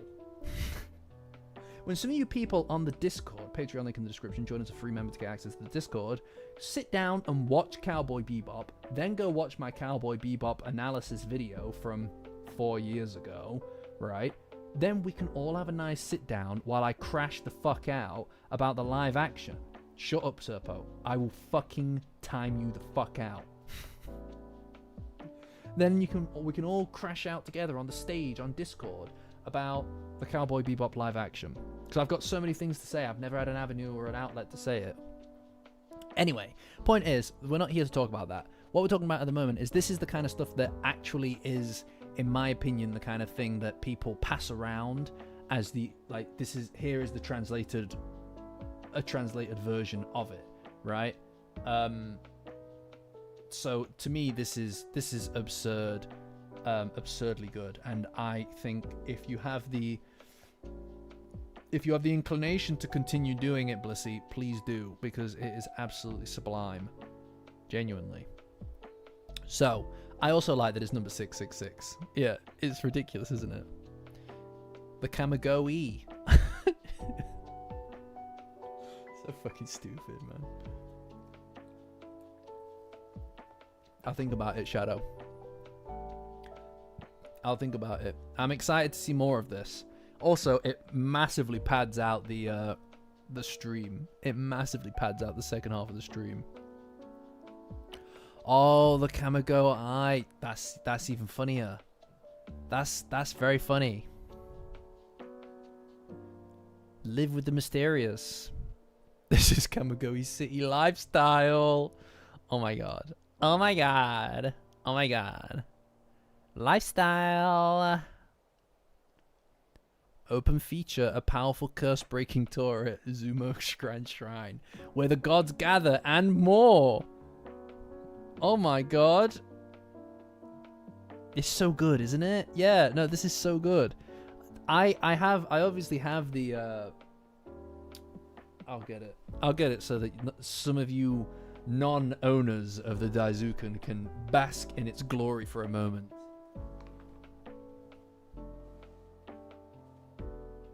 By the way, guys, do you guys like the light that I've got up there? Look how it shines. Look how it shines and illuminates the shelf.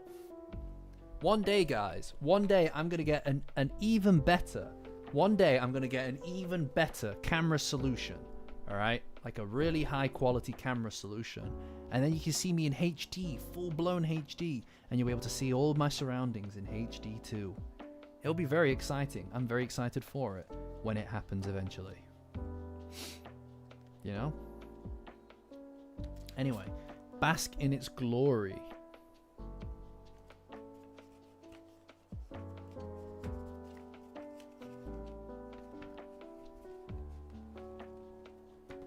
Look at it.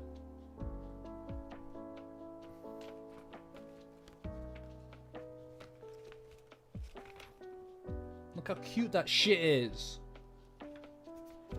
Oh, you missed the... Yeah, no, you missed it. I did a really cool thing. You're going to have to go back and rewatch the stream. I'm sorry, Serpo. But look, so basically, it effectively is just like this. Right? So I've just been reading this whole thing. It has Big Momo in it. It has normal size Momo in it. Right? But I've effectively been reading this whole thing through fucking Google Lens. So it's been like a matter of doing this to read it the whole time. So seeing this is incredibly gratifying to me because it really provides you with a superior experience because you're a bit late, Iron, but we're going through the Daizuken now. We did the chapter stuff. But we, you know, like it's really gratifying to see it this way, not just because the actual content has been contextually translated, but also because I don't need to read it from my fucking phone, right? Although I suppose you can, can't you?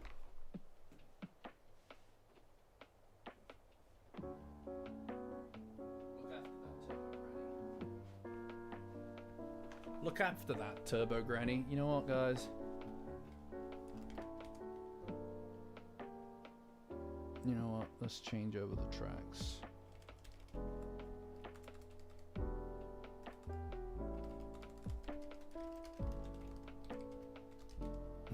We'll change over to Beneath the Mask. What do you guys think? Honestly, by the way, guys, it's always in the description, but Lo-Fi Leah. This channel would be a fucking burning crater in the ground if it wasn't for the majesty of Lo-Fi Leah. She doesn't make content anymore, but god damn it, absolute, incredible work, and she lets people use it in their content as well. Honestly, that's where all this music comes from. The lo-fi Persona 5 stuff, that is. I'd love to have seen what she would have done with Dandadan music, so it's a shame that she doesn't make work anymore. Anyway, look at all the different designs. This is so cute. So cute. Are you guys dancing? Why are you doing a dance party? What's going on? Hey, no more dancing. Do you like the official Kaiju colors? What, like the green? You mean? Follow and subscribe to bring her back. I don't think she will come back. I think she's got other stuff going on. It's a shame. It's been years, apparently, so I won't worry about it. But I hope she's doing better stuff with her life anyway. Yeah, I love the t-shirt smile. That is so good. Feels like nothing. Never mind. Anyway. Oh yeah. We've got like the agony on kind of corner as well. But Father, we yearn to dance. Well, you know, you can dance if you want to. You can leave your friends behind. Because your friends don't dance, and if they don't dance, then they're no friends of mine. You know? You hear me? Out of place artifacts collection. Look how good this looks. I know I keep saying it, but goddamn, absolutely top-notch stuff. The safety what now? The safety what now? Wait, they turned it into a dance? Choose your fighter. Test your might. Ida is killing it. Where is she? Oh, back here. I know. Oh my god, guys. Seriously. Guys. That's how she talks. That's in my head. That's how Ida talks. Yes, they're on the, I recall they're on the cover. They're like little fighters, aren't they? Like video games. This is like totally Sucksville. It's just the worst, you know? I know. Chiquita. Oh, look at him. Name, Monk. Job name, Monk. This is really cool. I would like this if they could just make it. Demon King! Oh my lord!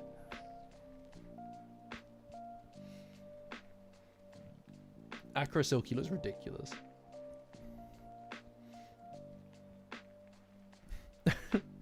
What good is that? I'm sorry, but what good is Hannah? She seems useless. She seems so useless, doesn't she? Yeah, but like, I feel like Nakikito just looks identical to how she normally does. Right? Like, she just looks identical to how she normally looks. Absolutely not. Absolutely not, Shadow. We are nowhere near 25k. Alright? Keep it under wraps, my dude. They each have a special move. Oh, is that the command skill? Perfect defense. Punch. Yeah, I'll do it. Map a punch. Yeah, look. Aww. I love Turbo Granny so much, guys. Heaven Piercing Strike. Okay, I thought that would be Jennifer Lopez Anaconda. Trait, charm ability. Like, it's very funny. It's very funny that they made this at all. Oh, sorry. Yes, of course. It's very funny that they... Sorry, it's just because I've got perfect 2010 vision. So I can actually... in a way, it's actually difficult for me to see at times because I see so well, I can actually just see through the monitor. I can also see through LED as well. That's something I can do, just generally speaking. But not everybody can do that, so I'll zoom in for you. Whatever. Anyway, I just love the whole thing that they've got going on here. Like, why would we even make this? It's great. It's really good. The idea that like, you just, it's like, oh, you know what would be sick? You know what it is? It's kind of like you're just hanging out. You've just made these characters and you've made this whole world and stuff. And you're just kind of like, oh man, it'd be sick if it was like a video game. I could just really quickly just sketch it out. I could just sketch it out really quick, you know. Well, I do have perfect 2010 vision, Iron. So, you know, do some research, figure it out, come to your own conclusions. All right, sheeple, come to your own conclusions. All right, learn a thing or two. Where do you get your information? All right, I'm kind of ahead of the curve. I get my information from Twitter. All right, the most reliable news source on the internet. That is how Tatsu writes. You're right. Aw, look at them. Look how cute Gigi looks. Look at him, little guy. What you doing, little dude? Job name: Occult Warrior. Command skill: Trance. What that means? Trait: easy to fall for stuff.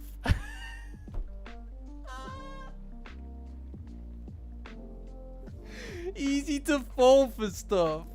What does that mean? He's gullible as shit. Is that what you're saying? That doesn't feel like a good thing, bro. Oh. I think you mean X. No, I don't. Fucking stupid ass name, bro. Stupid name. Jesus Christ, why would you do that? Why would you buy something with a fucking a long, like a whole world? People don't even say post. They say, "Oh, I'm gonna tweet this." You know, you can't invent that kind of branding. And what do? You go, "I'm gonna call it X." Yeah, totally. Absolute fucking brain rot of some people, man. Yeah, no, yeah. Yeah, you're quite right. Quite right, Serpo. You're quite right. It's just the worst, man. Just don't go there. If you want to talk about Dandadan, guys, in a non-toxic way, Patreon link in the description. Join as a free member, and that's how you get to the Discord. There's no toxicity there because we actually moderate. We actually have moderation there. You know? Ain't nobody throwing up the you know what on the Discord, guys, you know? Ain't getting away with that shit. Anyway, that's enough of my anger that's seeped through. Bro, I would love to get my fucking news delivered by Raven. Yeah, that'd be sick. How cool would that be? Sire, the raven has arrived with a message.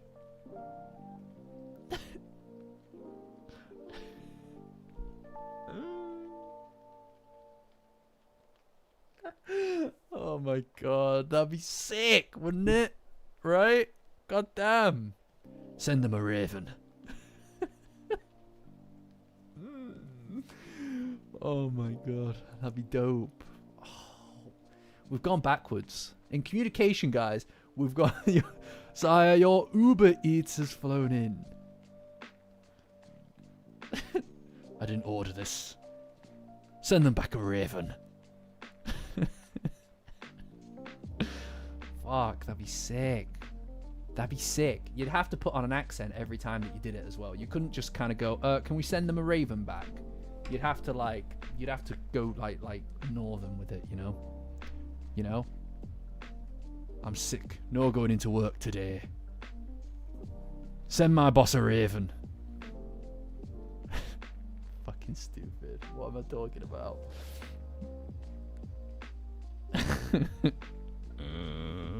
It's just general northern. Raven. Send a raven for the sauce. You know? God damn it. They've put salad on me pasty. Send them back a raven. Can't be having this. The raven eats it mid-travel. Yeah. I mean, you know. You gotta do what you gotta do. Anyway. What was I saying? Merch delivered by Raven. Oh. Ooh, that's good. Guys. Merchandise delivered by Raven. That's a thing that might happen. Could probably happen. I'm not saying it will or won't, so don't expect that there's a guarantee in there. But obviously, look at the incredible merchandise that we have that you can only get on safetiesonrookie.com. That's right, safetiesonrookie.com. It's the only place that you can get access to this incredible artwork on this incredible hoodie. And I'll tell you what, the quality is just so good. It's really nice. Anybody who actually already has access to one of these, who have purchased it, an early adopter you may call it, know that the quality is impeccable, guys. Because it's maybe even woven together by spider silk. Might be. I don't know. I haven't read into it, but I'm saying it's not impossible for that to possibly be a thing that happens. Exactly. Angle, she's saying it. I'm merch maxing right here. Guys, we've got this incredible mug. You can own it. You can take it home. You can have it in multiple different sizes. And that's this one. And hell, look, you know, volume 2's on its way. Goddamn, you can get this in 3 different sizes. If white's your thing, if black's your thing, who knows? Whatever you prefer, you can have it. We're accommodating to everybody here, over here on the thing. Raven may not be included.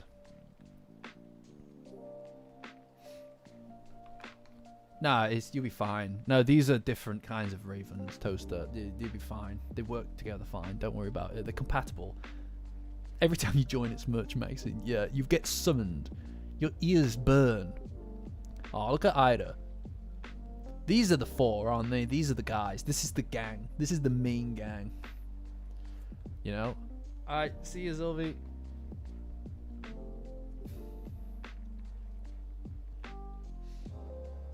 Bye-bye.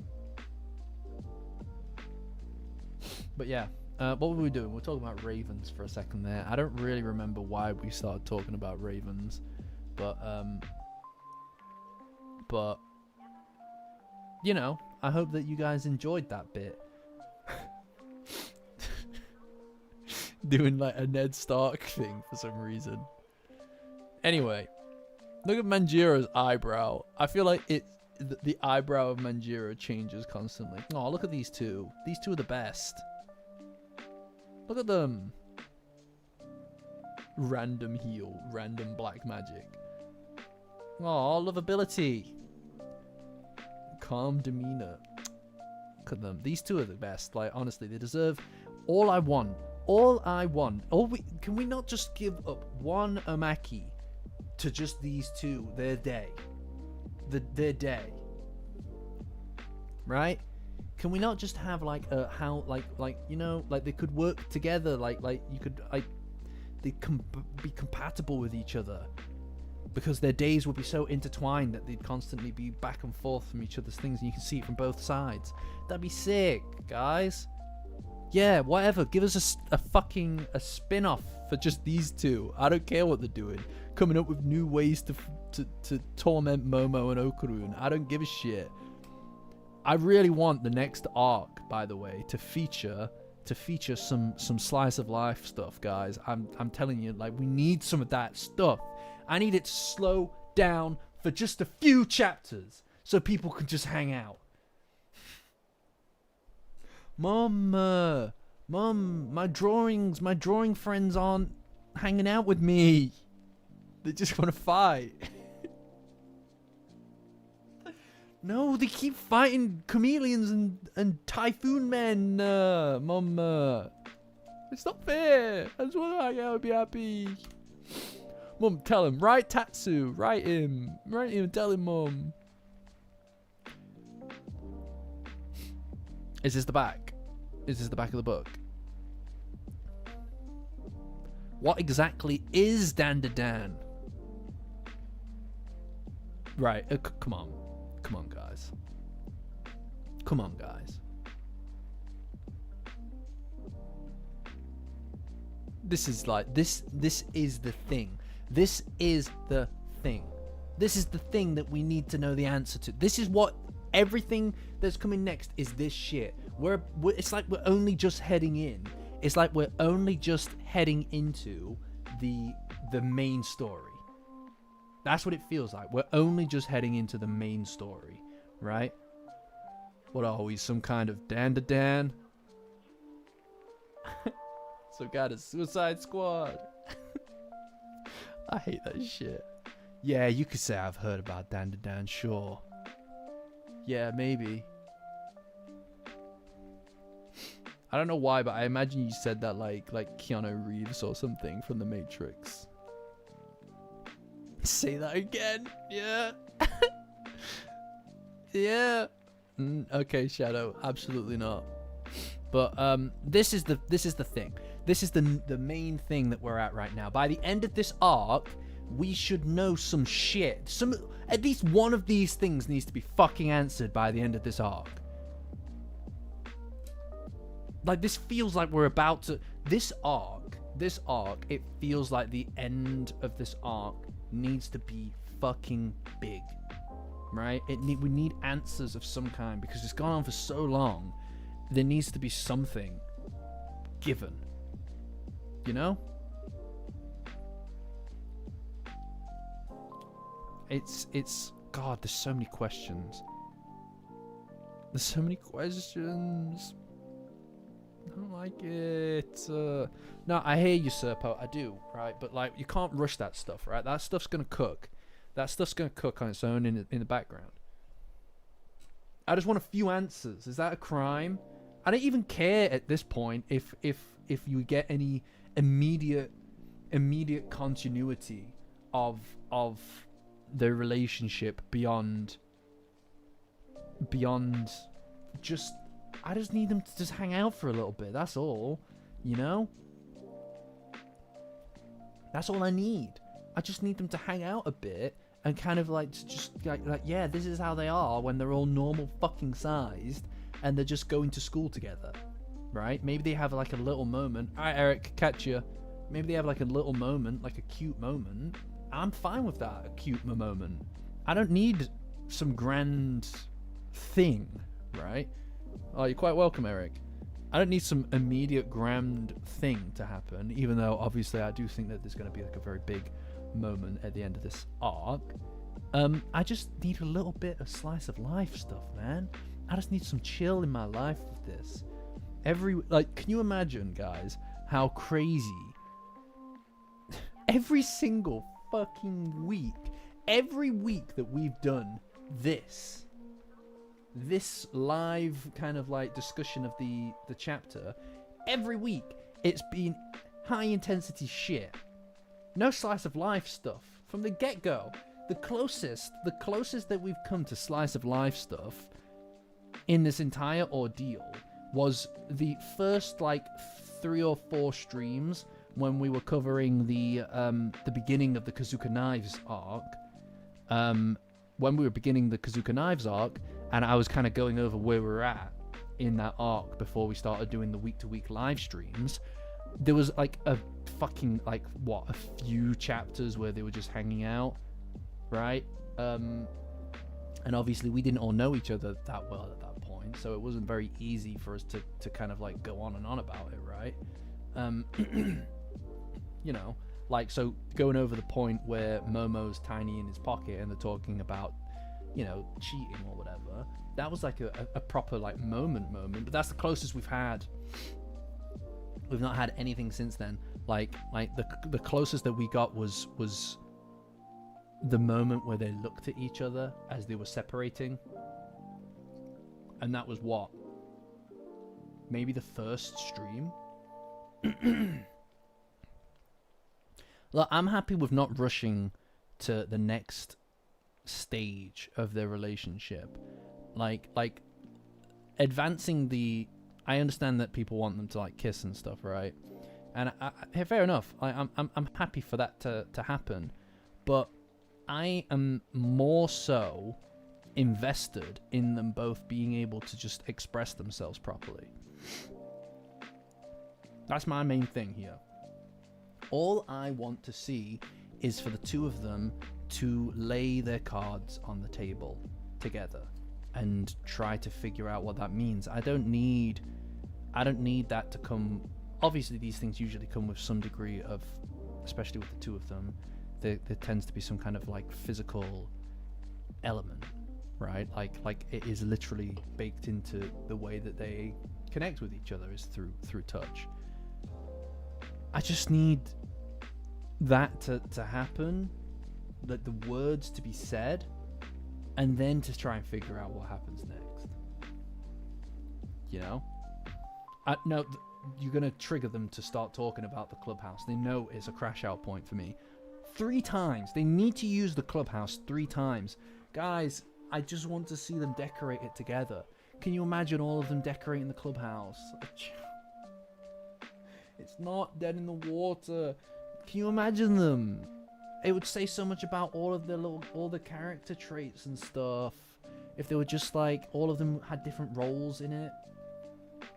It'd be so fucking sick. It'd be so fucking sick. It's not going away, and you're all disbelievers, non-believers. I'm telling you, you're going to embarrass yourselves. You're embarrassing me right now. You're embarrassing yourselves as well, and frankly, it's disappointing. Alright? No.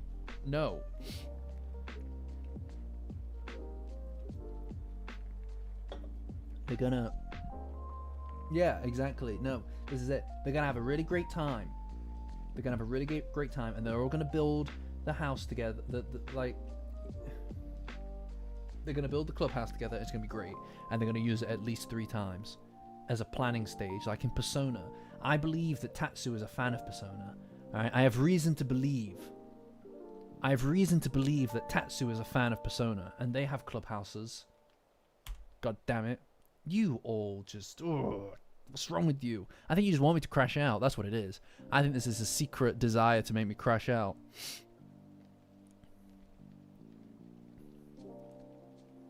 Yeah, I'm telling you guys.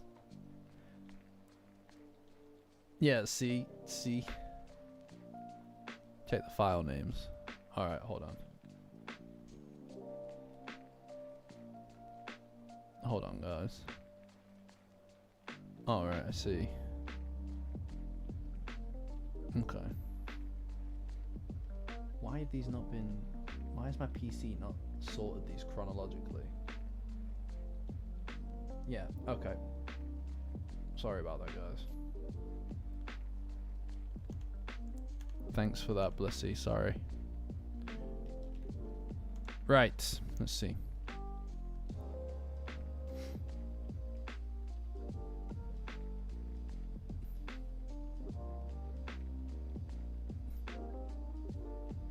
What joke? Oh no, if you're talking to me, yeah, I am playing into a joke. I'm always playing into the joke. if like typically speaking, there's always some stupid joke being thrown around. If I seem serious, unless I'm telling you explicitly that I'm not joking, then I am joking.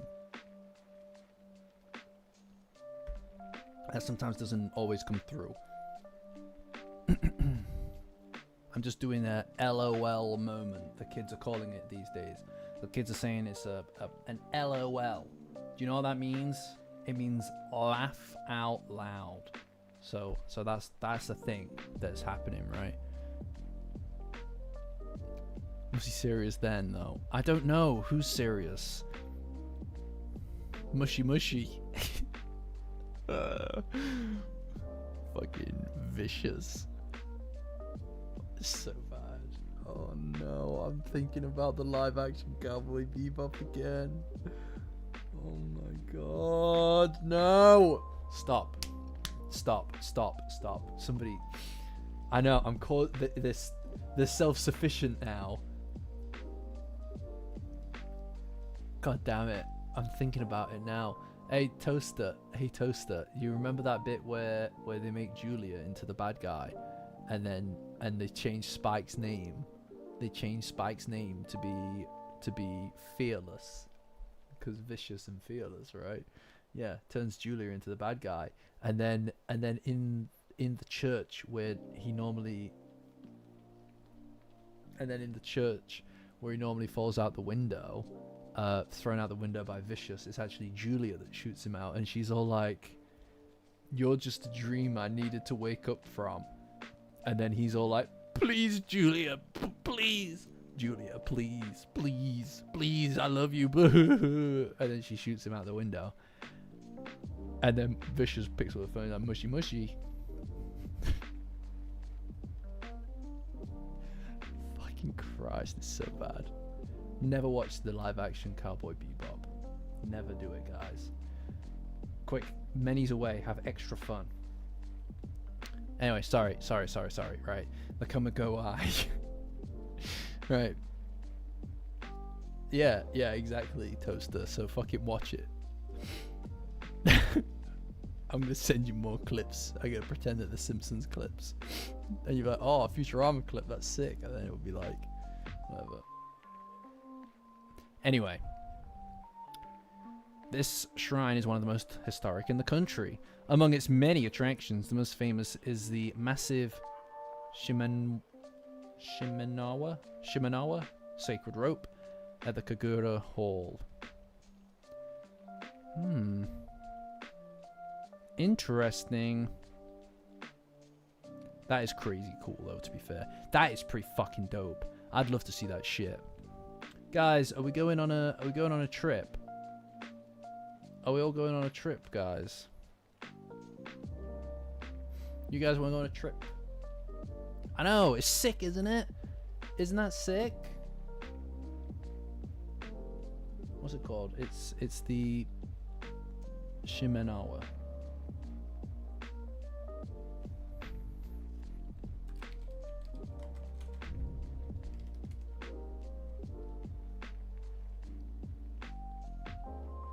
Whoa, look at that! Oh my lord! Oh, that's sick. Oh, hold on, guys. No,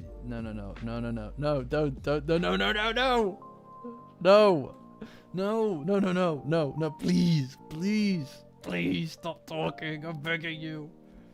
Please. That's pretty dope. Pretty cool. A curse-breaking tour at Izumo Grand Shrine, where the gods gather.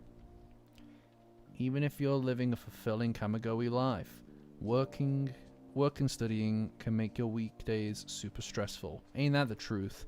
Feeling tired or like bad luck is piling up? When that happens, use the weekend to go on a mini curse cleansing trip. This is really cool. It's just like a travel brochure. Recharge under the gods' watchful eyes and clear away your worldly worries and stress. What happens if all the gods... Yeah, I needed to. Was really paid out. You'd think, wouldn't you? Most of my past two... It doesn't matter, actually. Never mind. That's for Mount Olympus. That's for Mount Olympus. What was I saying? Yeah. What happens if the gods were just yokai? Or just like yokai. Really powerful yokai.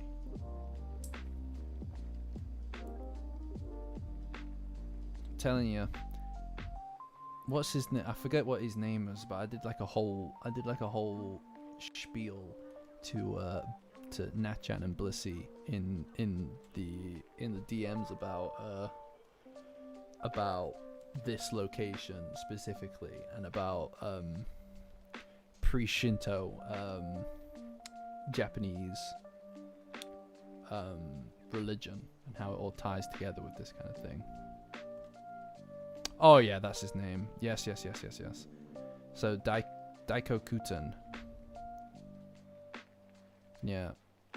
But he goes by a different name. It's like Otashune. Yeah, that's it. It's he's the god of the unseen. The god of the unseen world. You know? Otherwise known as the world of spirits. And this is his hammer. You know? Alright, catch your eye. Supermoon timing, increased blessings. This feels like a video game thing, doesn't it? If you go there on a Thursday, you'll increase your blessings, and your stat increases will be doubled. Supermoon rises, it imbues them with more spiritual energy. I can't believe Tatsu's a crystal guy. Isn't that crazy? Alright, catch you, Monado. Thanks for joining. I can't believe that Tatsu's a crystal guy. He puts his crystals in the window. They're charging up in the sun.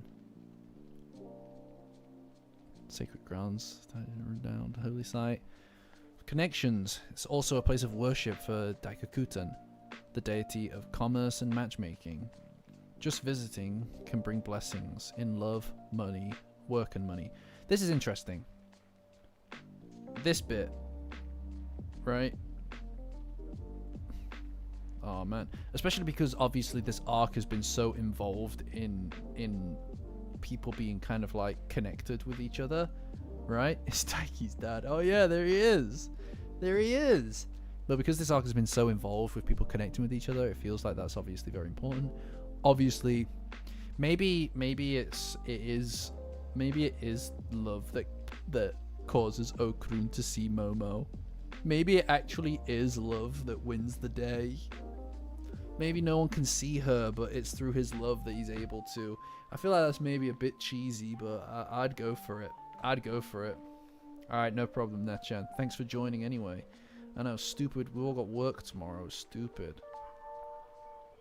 It's rich in nature, so certain weather changes like crazy evil typhoon men can happen.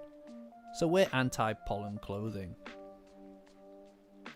Sharks, you can get frozen sharks. You can get frozen sharks being thrown at your plane. You know? Flying is the most direct. Take a bus or taxi for easy access. So ridiculous. I like how they've just repurposed all the panels for this as well. They just repurposed all of the panels in order to create this. It just looks like she's going on holiday. You know?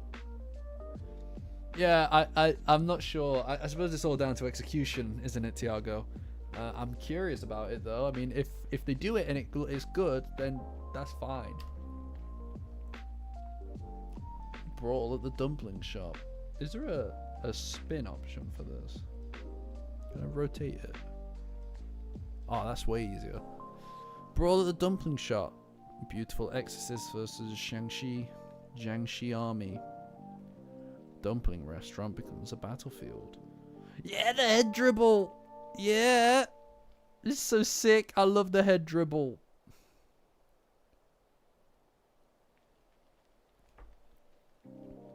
Explosive kung fu action. With the dining tables shaking, a horde of Jiangxi hopping vampires, sure, returns to life. A beautiful kung fu exorcist takes them on, fists blazing. They write about this in the paper. They write about this in the paper. The mysterious undead man driven by lust. A legendary kung fu actor from the 1980s makes his grand return. Ridiculous. Basketball is ultra contact sport. That's crazy. This whole thing was fucking wild. Look at Ida. She's getting bounced off the floor. That's crazy, dude. That whole thing. This whole thing was fucking wild. It was crazy. This was wild. This bit, fucking bouncing her head off of the floor like a basketball, is shocking to me. That is absurd. That is an absurd thing to do to another human being. How hard do you have to be smacking someone's head against the floor for it to bounce back up like that, like a fucking basketball?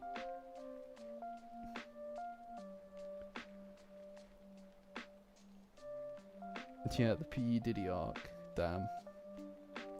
I guess she really was a bit of an airhead after all. Don't tell. Don't tell support. Yeah, there she is. Aww. Got him. Got him. Fucking got him. Let me give it another spin. Pew, pew, pew. The young genius pianist finally makes her comeback? New mechs added to the Great Kinta series. I fucking love this. This is so good. Like, they went all out with this panel, specifically. I don't know why. This is still one of my favorite panels. You know? Like the best way I can describe it. Yeah, it was so good. Like, I remember just like, on one of the streams that I was talking about it when it just happened, it was just like a solid like half an hour of talking about this panel. Like, the best word that I can come up with for it.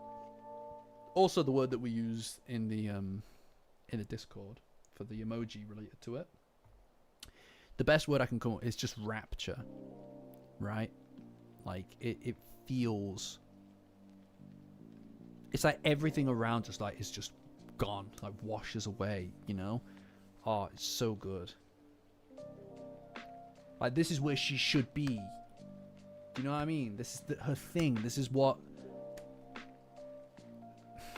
I suppose, like, the reason she lost the passion for it is because of the fact that there were these expectations on her to be something or to do something that she wasn't. It's not just the music, you know? All these expectations on her to be something or someone or to be better than somebody else.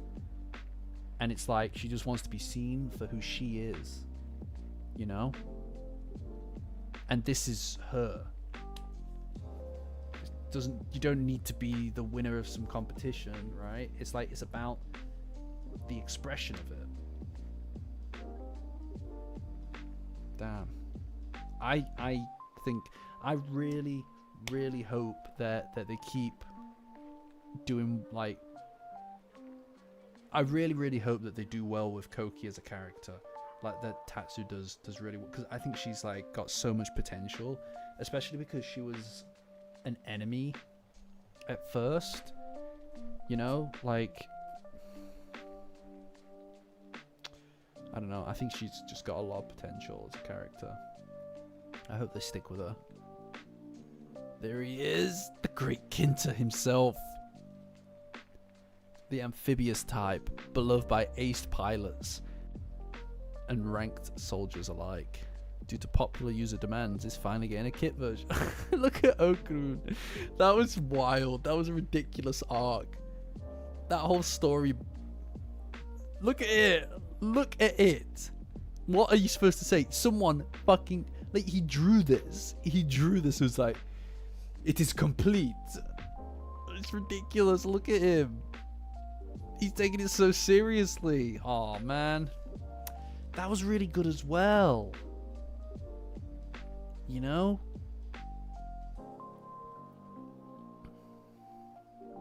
What? This was really good as well. honestly, like the turning around Kinta, how he did, it should be fucking studied. Because it was next level stuff. Turning Kinta's character around like he did it should be studied. Because it's masterful. He was so hated. I didn't like him at first. I was wrong. You know? Yeah, it's good. It was good. It's so good. It's so good. But this whole thing, when it was happening, I was like hyped as shit about it.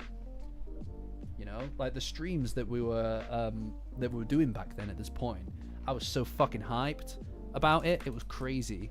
Like honestly, this arc, I'm really hoping that towards the end of this arc, which we are getting towards now, I think, it really ends on a high point, a very emotional, kind of expressive point.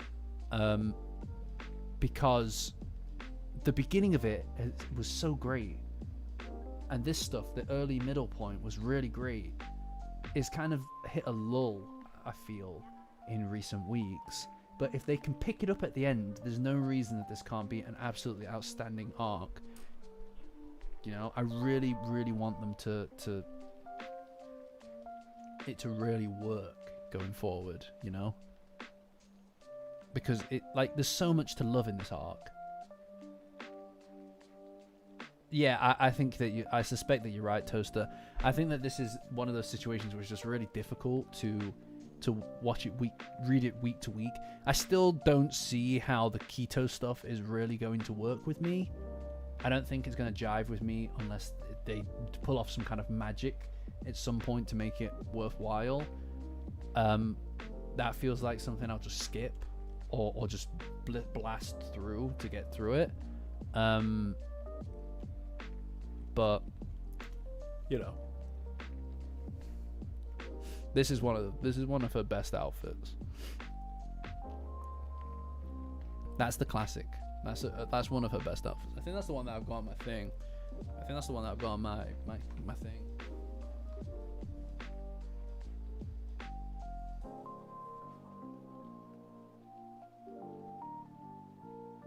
Sick, huh?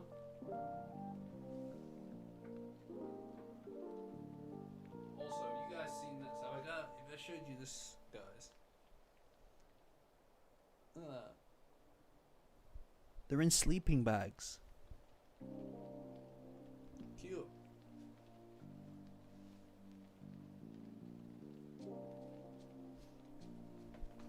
They are cute. They're so cute. There's tons more that you can get as well. Yeah, that's what I think as well, Toaster. I think that the Ketos thing felt like an anime tie-in as well, and part of me suspects that this fight with Vamola is also an anime tie-in, right? Like it feels like it's being done intentionally because we're hitting the Kaiju arc. I don't know if that's a cynical thing to think or not. I mean, I'm not against it. I understand that there's that cross-pollination between the two of them is going to be really useful for Dandadan as a brand, but it feels like it does. That is what it is, right? Yeah, but Zuma and Gigi working together was nice. Like, I suppose that was the point of that arc, wasn't it? It was to turn that contentious relationship and make them connect and become stronger because they've connected together, rather than be at each other's throats. So, you know. Yeah, no, that's true, Toaster. I don't suspect that the frog thing will last that long. I think that we're probably talking like 2 weeks, maybe. I think. And because of that, it's like, I guess at least we'll see the potential of Momo and Vamola to work together. And, you know, it'll be nice for Vamola to have an opportunity to shine, you know, because she hasn't really done much since what, the Space Globalist arc, other than just sitting and having her arse bit by sharks. Yeah, I know. I'm starting to fear though that 211 is going to be her arriving at the shrine. That's what I'm starting to worry about, is that 211 is going to be her arriving at the shrine. you know. And then cliffhanger, they run into CSG there. He's just there waiting. Like, I feel like they're going to run up the stairs to get there, and then he's just going to be stood there with his back to the stairs with his stupid fucking sword, just aura farming, just standing there with his back to the stairs, and then he'll turn slightly his face, and you'll see his eye, and then cut to next week, that kind of thing. That's what I suspect is going to happen. Yeah, I kind of figured that the frog was going to be over in a chapter. So you know, it is what it is. Yeah, he's definitely going to be there, and this is what I'm thinking. Like, they're going to get there on 211, and they're going to run up the stairs, and he'll be there, and that's where the chapter will end.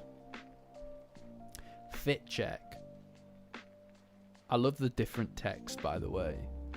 I don't know if Blissy's still in the chat, but I love the different font that's being used here. It's very cool. Let's aim for a higher level of fashion. Yeah, let's go.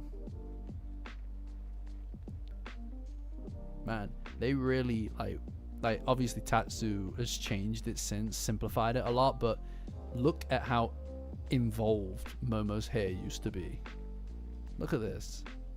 It's clearly been simplified since then in order to make it easier to do like the actual, to get it out weekly, right? But it used to be so involved. Look at this. It looks great, mind you, but yeah, I think that we'll only switch back to Okurun's group when they start getting ready to meet up with them, or they'll just show up at the shrine, and then we'll just get some offhanded, yeah, we got here by doing this, or something like that, rather than having whole chapters dedicated to them getting to the shrine, which I would be exhausted by. It'll break the tension, right? Yeah, I suspect it's going to be just a matter of getting there, right? Yeah, Pedro, that's a good point, Pedro. I hope so as well. Like, if they can turn this into a really important thing for them both, that's great. But I suppose the difference is with Okurun and Kinta, while there was kind of a bit of a time limit because their friends were fighting in the gym, there wasn't as strict of a time limit as there is with the Momo situation. This shit needs resolving yesterday, right? I really that as well is that Momo doesn't even remember who she is. I really think that it would be great. I think this whole thing would be worth it if they defeat it or something, and Turbo Granny does show up in some capacity to get Momo to the shrine in time. But even then, that would feel very convenient unless they explained it really, really well as to why she's there, right? Or how she knew to go there or something like that. You know, I don't want it to be too convenient, but also I want the cool moments to happen. Yeah, that's okay. No, I understand, Blissy. This must be a lot of work. I think it's one of those things as well where you pick your favorite pages and those ones get extra attention. I do the same thing with the videos. I'll pick my favorite chapters, and those are the ones that get the extra time and energy. It is the most evident, I think, in things like the Okurun analysis video, because there's obviously the whole bit about Otaku no Roman.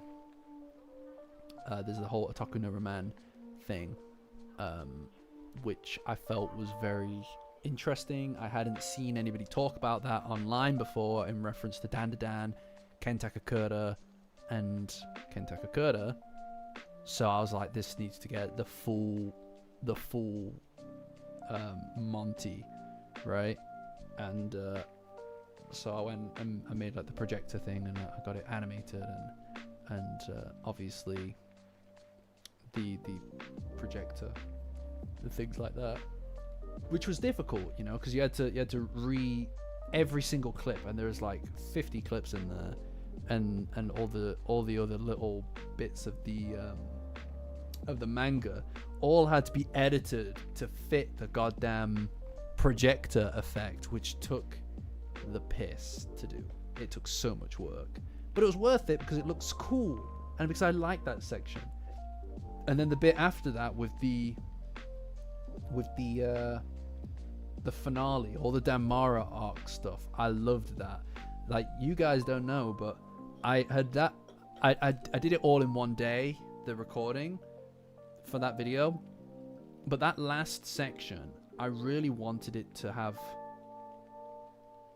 a little bit more. And after I had edited all of it, I felt like, oh, okay, this is going well. Because initially, I absolutely hated the Okurun script. I felt like it was too.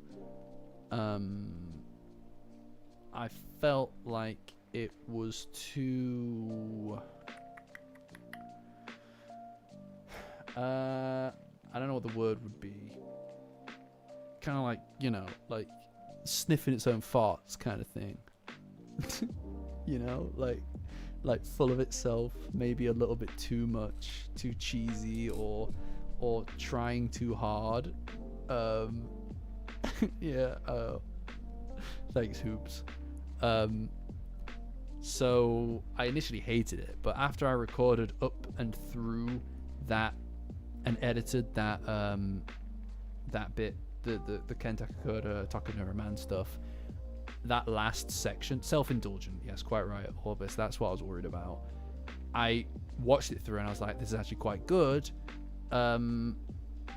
So that last bit, I felt like I could just double down on and just like make it as emotionally involved as I could. So I went and I re-recorded it one day, which is why it sounds ever so slightly different, because I used a different recording technique, which is much closer to what I do now for recording versus the rest of the video. And I think as a consequence of the fact that it's got an ever so slightly different technique, it brings with it a different intonation, and the way that the words are spoken and heard feels more intimate, more like personal, and as a consequence of that, I feel like it sounds better, and it brings out the feeling of that section in a way that was absolutely necessary for it to hit, right? Because I used to record kind of a bit more like this, like a radio, right? So in radio, you're typically taught that this is the right distance, right? Like that is the distance between you and the microphone, right? And that's fine. That's fine for radio. It's fine for talking. I'm talking to you now. You can hear it. It means that all the plosives, all of the little bits of air and stuff don't go into the microphone. So the air can be dissipated here, but then when it hits, it diffuses across the what do you call it? The pop filter, right? So the pops and the plosives and things like that are caught by this and they diffuse out so that you don't hear them in the recording quite as much. So this is the typical kind of distance. But the problem is when you're recording for something like the videos, and I know this is a tangent, I won't go on much longer, but when you're recording for the videos, this can feel a tad impersonal, I find. It takes away a little bit of bombasticness from the voice. You can't hear the deeper tones, I don't think, quite as well. It sounds not tinny, but less full than if you're speaking at a closer intonation. So if you're talking down here, I don't need to talk so loud, and it feels like there's more bass coming through with it. The problem is that the plosives aren't caught quite as well, even with a pop filter. You can hear them, they're not, because there's more power behind it, because it's not had that opportunity to kind of dissipate out. So I tried moving from back here to over here with the Yeah, no, I'm glad that you find it interesting, Toaster.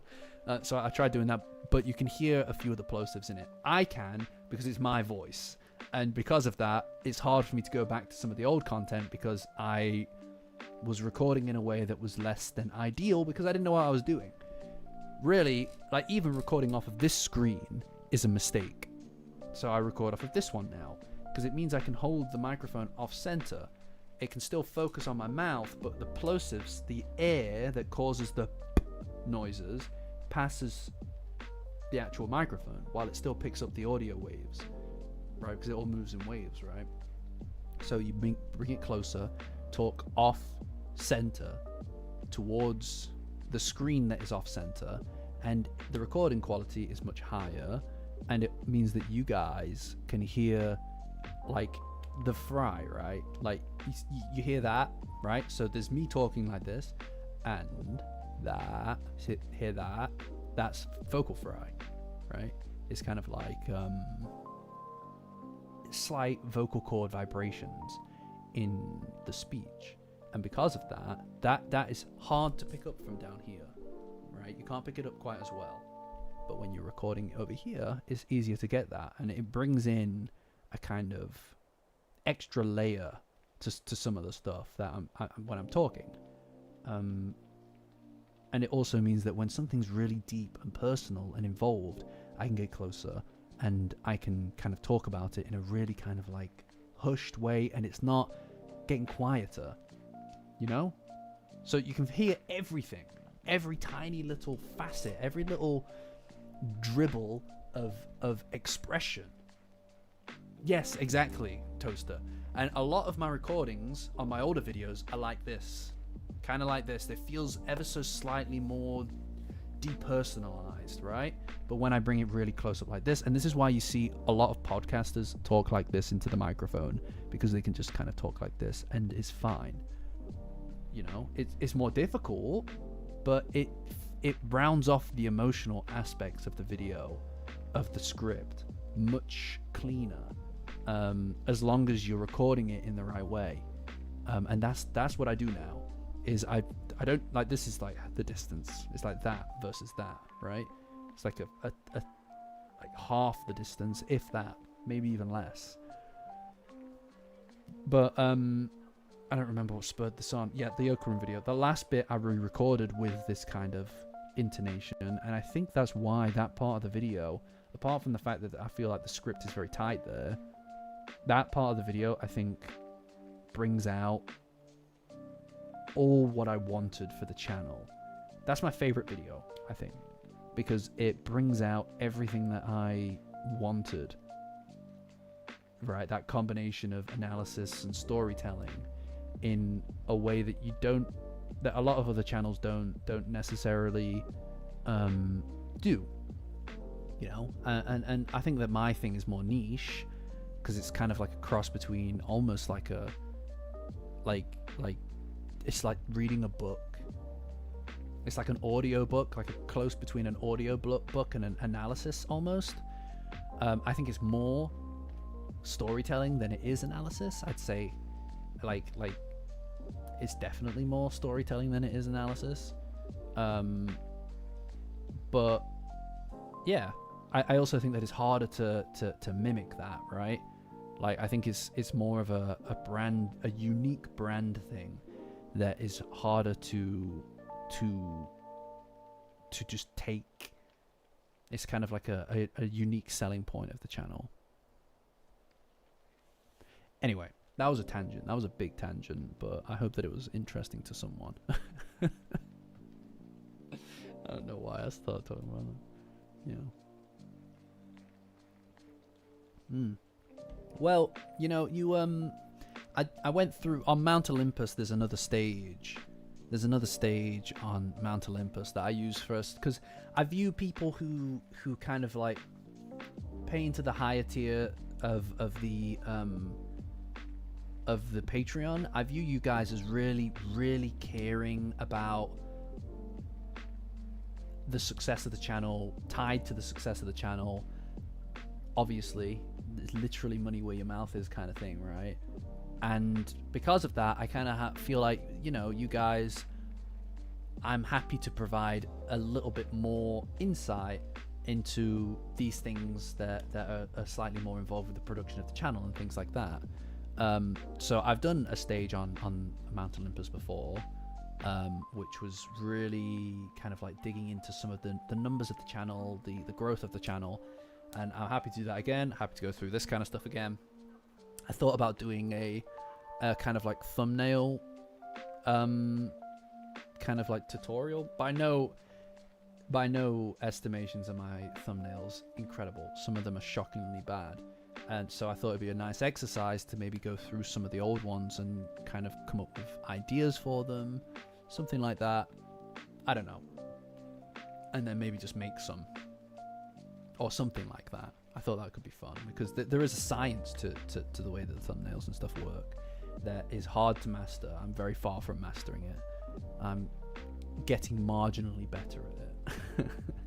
But it'd be really cool to go through that if you are interested, that is, you know.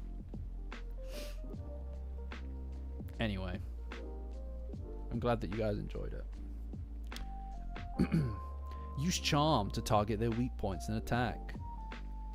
I love this fit check business. Such fucking mobility. It's about looking good. That's what it is. It's about style. You know, it's crazy that presumably Tatsu just designs all of this stuff himself, right?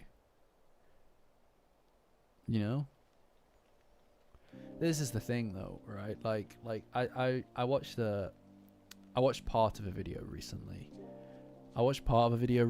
Where the guy who was talking about Dandadan kept referring to Momo as a tomboy, and it's like, does this scream tomboy to you? Like, no. She's not a tomboy. You either don't know what a tomboy is, or you are completely just incorrect. Like, I don't even know I don't even know what tomboy means in 2025. I'm completely honest with you. It sounds to me like a kind of like strictly gender normative kind of perspective of women, right? Like I just don't see. I feel like it's outdated as a term. I don't even understand what a tomboy quality necessarily is. Hoops, like I just don't see it. Like, if anything, this is the opposite. It's investing in non-conformative female dress that is its inherently quite traditionally feminine in order to be rebellious, you know, against gender normativity, which I think is pretty sick, but it's definitely not tomboy. Again, I don't really even necessarily know what that means in the context of 2025, you know. Sometimes it's okay to be a girly girl. Yeah, but I can tell you for a fact, I don't know a single woman that would not throw down. You know, like I don't know any women that would not throw down in a fight. It's just, I don't know. It's like, I don't think that that's necessarily tomboy. Like, again, I don't necessarily even know what that means. Like I said, you know, like it's funny, really. I suppose is my main thing. Like, she's got like the Gyaru thing kind of going on, and that again is more in line with what you would consider to be a gal fashion, right? Like if anything, it's inherently very feminine in its conception, not masculine in its conception. If you're talking about traditional masculinity and femininity, I don't know, but definitely not tomboy. again, it feels old. Well, I mean, I think that again, like I suppose it doesn't really matter, but not gal style. Yeah, see, this is badass. And this is the best one. This is like a killer. This is a killer look. This and this, they're both killer looks, right? It looks weird, doesn't it? This is very strange. This is very unusual, right? Yeah, she's just okay throwing them, Tiago. Yeah, that's badass. Hell yeah. She's got big ghost hands that she's not afraid to throw down. I kind of like the dress insofar as it's literally from a toy. It literally just comes from a fucking toy. Yeah, it's so good. What is it? It's like those, what are they called? Is it Sylvian Valley? Is that what you call it? No, what are those fucking, what are those, that's brain. Hold on. What are they called? No, they're Labubus. Labubu Pazuzu. Labubu Pazuzu. Sylvanian Valleys. Yeah.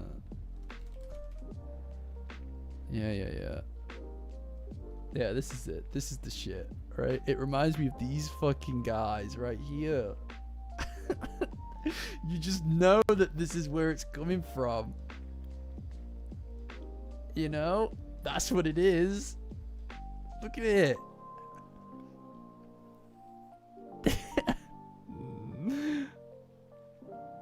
Yeah, that's what it is. But yeah. That's the kind of vibe. That's the kind of vibe that I'm thinking about. Yeah, and I remember seeing them on like advertised on Nickelodeon or whatever when I was a kid. You know. This is the best. This is like these are great outfits. Like he knows that these are great outfits. She never dresses in this coat again, by the way. Oh, is that the same coat as this one actually? Oh shit, are they the same coat? Oh, they are, aren't they? I don't know why, right? I don't know why, but this always reminded me so much of a lab coat, right? It just reminded me so much of a laboratory coat. I can't not see it. It looks like she's dressed up like a scientist during that whole thing.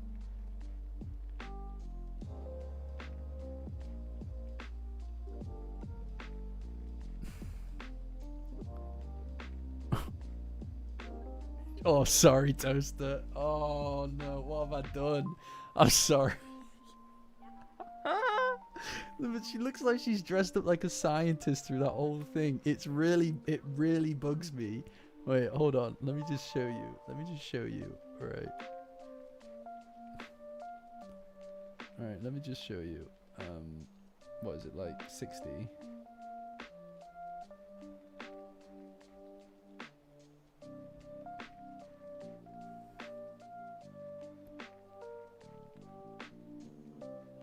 Look, she looks like a scientist. This whole arc, she looks like a goddamn scientist.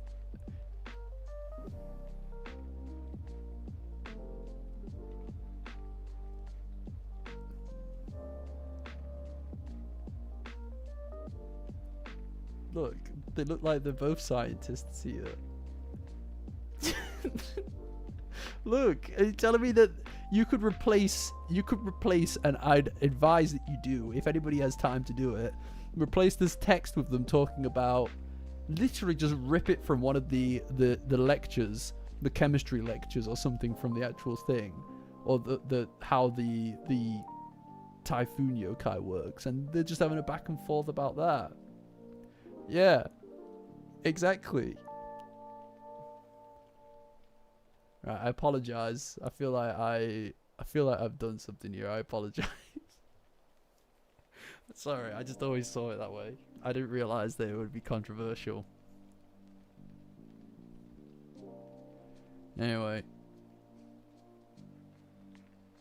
Back to fashion. Yeah. Yeah, she pretty much just rocks. That hat never comes back though, does it? There it is. There it is. The for real. Proper uniform. Yeah. Yeah, she really does wear the uniform properly, doesn't she? Oh yeah, here we go. I keep turning my goddamn head. The most stylish battle outfits. Fighting fashion fit. Yeah, fighting fashion fit. Even girls who fight want to look fashionable. Facing enemies, the trick is to look cute. Just dress cute and look good doing it. Hell yeah. Oh my god, the maid outfit.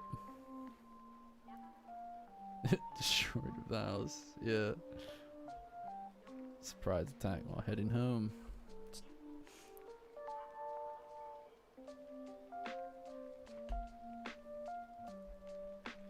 Yeah. Oh yeah, this is a classic as well. I like that. I love this bit where it just literally copies Momo's outfit, even down to these things.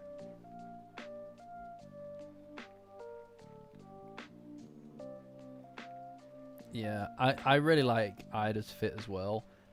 I think I prefer generally Momo's attire because like I feel like that you can't beat the punch jumper, like the oversized jumper thing, you know.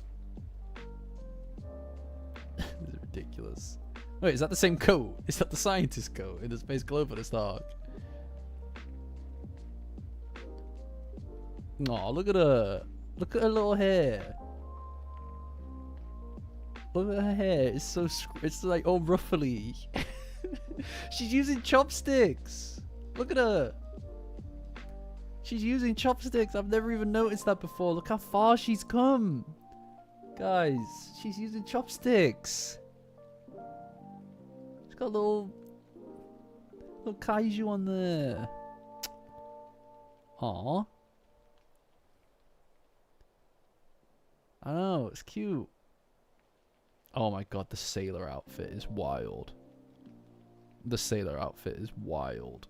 What the fuck?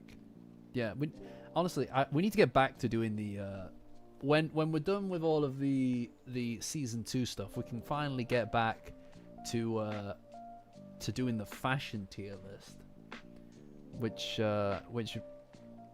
Nachan worked really hard on collating for us to work on. It's just it fell to the wayside with season 2 and the Daizuken. So that's something to get back to, the drip tier list. Yeah, exactly, Tiago. You know, this honestly is not my favorite Seiko look. I don't think. I think she never looked better than when she was off on that mission during the Space Globalist arc. You know, where she was aura farming like crazy. Yeah, we'll get back to it, don't worry. Here we go, boys. This is ridiculous. That whole bit was so fucking depressing. You know, where he was just like pretending to have an injury and stuff. It's like no one was there. That whole sequence was really painful. This guy is the loneliest motherfucker ever. It was crazy. And he just started taking it all off when he realized that no one was there. It was really sad. I suppose his whole thing is that he's like, I suppose he's unapologetically himself, for better or for worse, you know. Yeah, no, that's a really good point, Toaster. Actually, you learn a lot about him in that sequence, without needing to like, what else is there to know, right? Like, but at the same time, like, it's fascinating, really, because it's kind of like there is obviously a lot of imagination involved in this, to the point where he's kind of lamping himself. Alright, Catchy Hoops is kind of gas lamping himself into believing that that this is actually like his case, like this is who he is, that kind of thing. And I don't know. I suppose it's an interesting thing, right? Gas lamping. Gas lamping, yeah.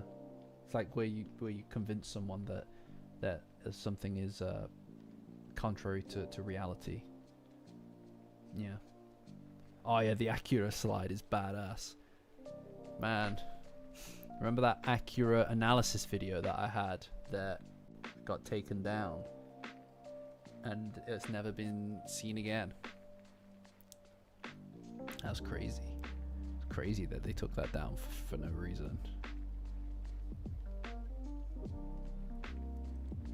But anyway, I mean, this is just the uniform, isn't it? Like, this is wild. This was wild. It's so needless. Yeah, GG always looks good. Oh, gas illuminating. Yeah, my bad. Oh, yeah, no, you're right. What did I say? Gas. God. Oh, my lord. Sorry. Yeah, I must be just really tired. I must just be really tired. Sorry. Yeah, Gigi's got some fits for sure.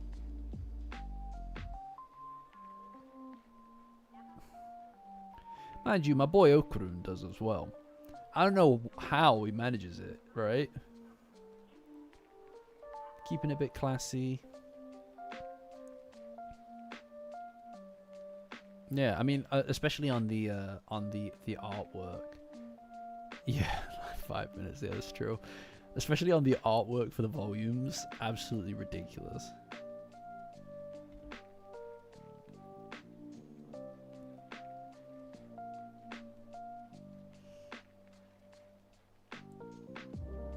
Simple t-shirts.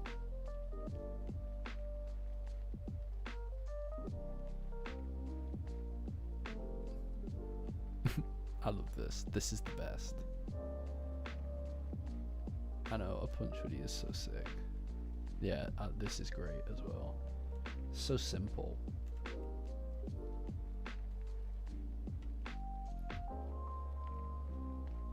Page 10. Oh my lord, there's actually way more. Right, let's get through. Let's see what page 11 is. Alright, we'll get through page 10 and 11 and then we'll call it for tonight. These are so good. These are so fucking good, these translations and stuff. Look how good it looks. It's absurd. This actually just feels like reading the manga at a certain point, right? Make put go give me time. Go give me time to work on stuff. I know. Felicity absolutely killing it, guys. Producer level, guys. Recommended celebration meals. When something wonderful or exciting happens, you'll want to enjoy a delicious meal with your favorite people. This page introduces some perfect celebration meals for those kinds of days. Crab.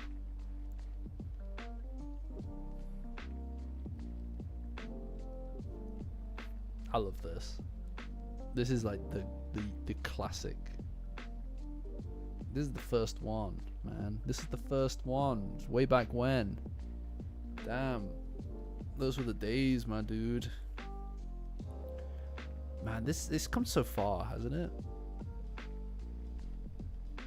Oh yeah, summoned.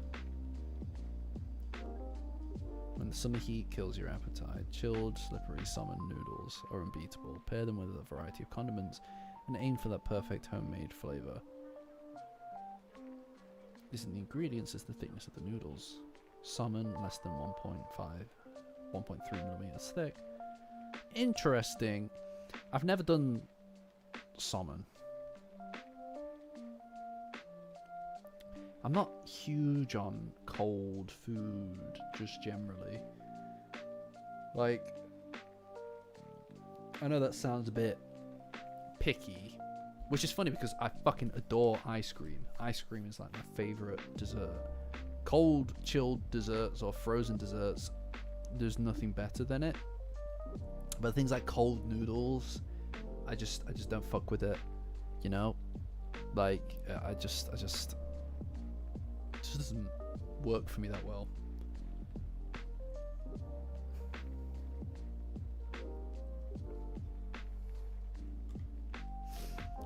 Damn. Yeah, it just doesn't really. I just don't really fun with it. Fried egg and natto. Yeah, cold noodles sounds very bizarre. Like, I get you're supposed to like dip it into the stuff as you go, that kind of thing, but you know, yeah, I'm more of a warm kind of food person. Fried egg and natto. If you want a nutrient-rich breakfast to kickstart your day, natto rice paired with a fried egg and sausage mix for yeah, that does sound fucking good, to be fair. God damn. Damn.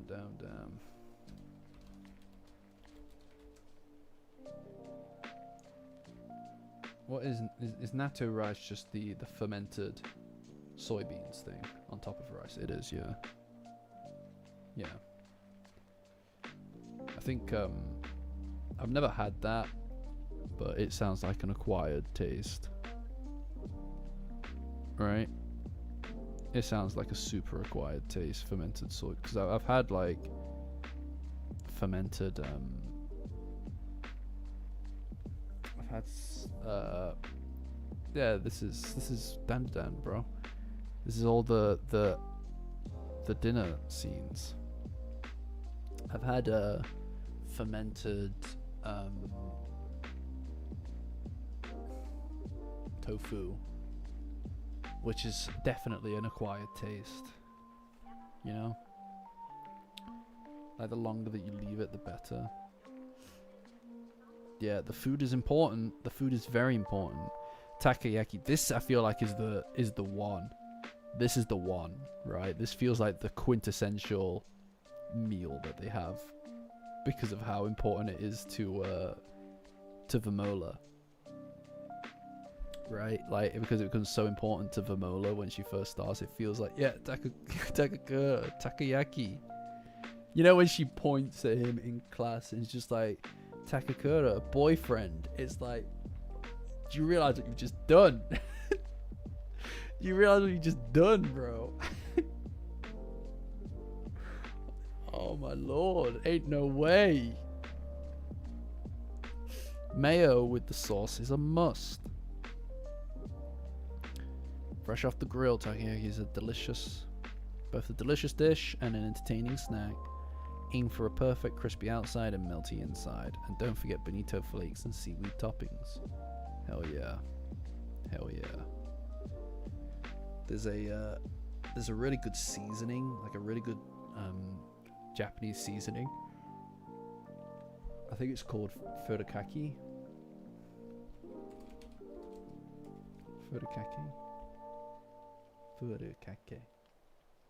Kake, I think. Yeah, it's really good. It's really fucking good. Let me show you this shit.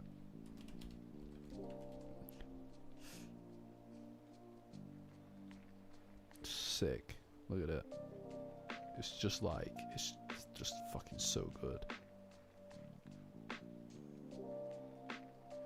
You know, you sprinkle that on rice or chips after you fry them. Holy fuck. Send you to another planet. It's so good. It's a bunch of different things. So it's got like seaweed in it. I think it's got like dried fish. Yeah. Oh, look here. Mixture of dried fish and or dried eggs, sesame seeds, dried seaweed flakes, sugar and salt. So good.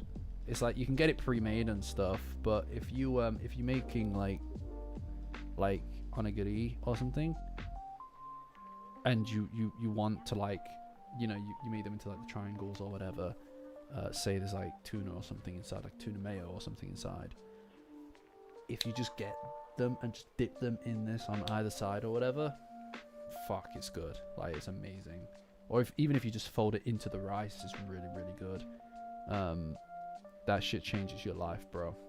changes your goddamn life. It's amazing. Having it on chips is really good as well. It's amazing. And obviously, like, you know, it's good. It's good. You should try it. You should try it. Oh, hell yeah. This shit's making me hungry, actually. Oh my lord.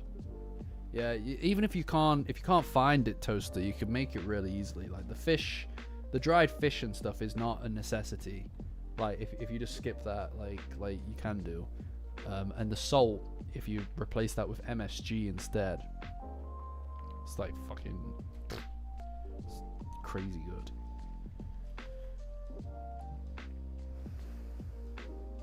There are many kinds of rice bowls, but Oyakodon. Is that right? Oyakodon. Yeah. I think I don't think you need to like the dried fish and stuff is not a necessity with it. I've made it before without the dried fish, right? Like you can just get all the ingredients and stuff and just throw them in together in a bowl and it's great. You know, the dried fish and stuff is not a necessity. It's very good. You know, it's really the seaweed that makes it. Enjoying the umami of chicken. A light seasoning to bring it out its natural flavor.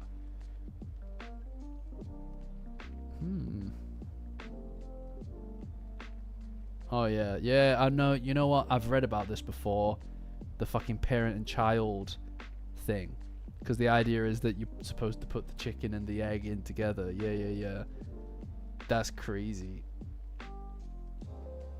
It's crazy, to be fair. What a name, by the way. That is crazy wild. What the fuck, my dude? That's like such a weird thing to do. Alright, okay. Okay, last one. This is the last one, right? This is the last one. Yeah, I watched some fucking Instagram reel or YouTube short or some shit about it. 9th dish is delicious just by grilling together. Man, I love barbecue. Oh. It's all about the energy and enthusiasm, guys. Get good. Oh yeah. The meat grabbing battle. What's the phrase that they use?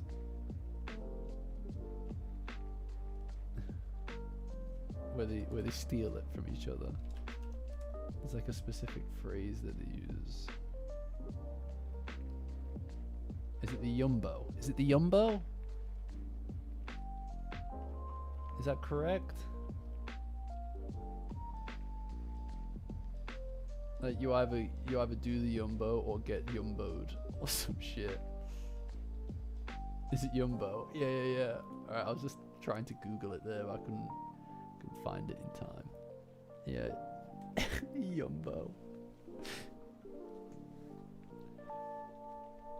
No, I appreciate it, Toaster. I appreciate all of you who are responding, guys. You're the bomb.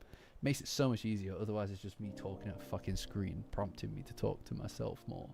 You either do the Yumbo or the Yumbo gets done to you. Exactly. Everyone's like, what the fuck are you talking about? You know? Talking like fucking that. Like I'm on. Jamie, pull that up. Is that who it is? Is that the guy on Joe Rogan? I don't know. Joe Rogan's trash. Yeah, I said it.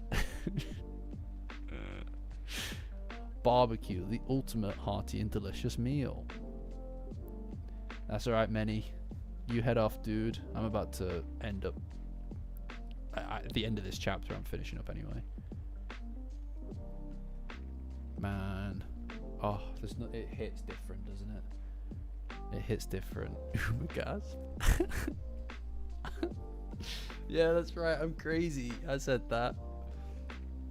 Just don't tell him, please.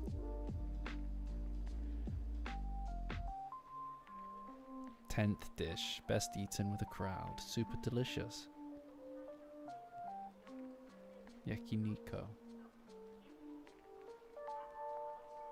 Oh, it's gonna be sick. Look at it. Eat your fill. Look at her. That's so cool. Go lean on. Go for lean red meat.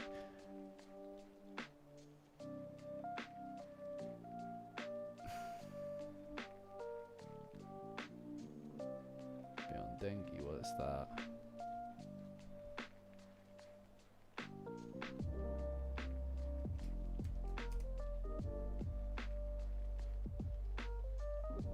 What the fuck? What am I looking at? What the fuck am I looking at? Bro.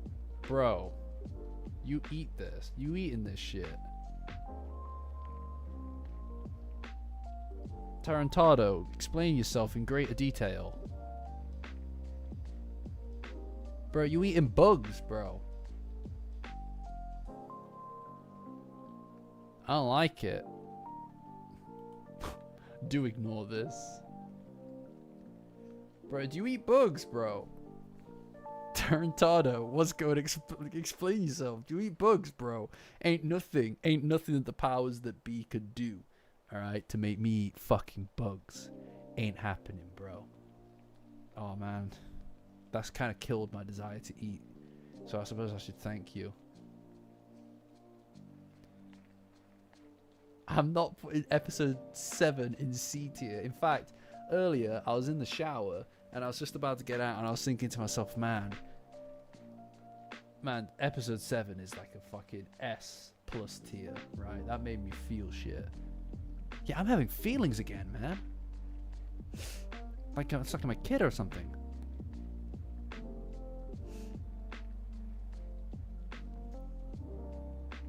Yeah, it might be my S+ as well, Toaster.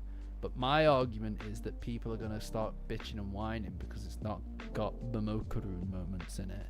But it's like, if that episode can bring me to tears like it did, like nothing I can even think of bringing me to tears, it deserves S+, because that it's achieved its goddamn mission. You know? Like legit. It was... Yeah, you're right. Save it for Thursday. Bro, why, Tarantado, you gotta explain yourself, dude. Are you eating bugs? What's happening? Who's making you eat these things? Cause somebody, can we get a wellness check? Can we get a wellness check on Tarantado, please, guys? Can we get a wellness check on him, because he sounds like he's being forced to eat bugs.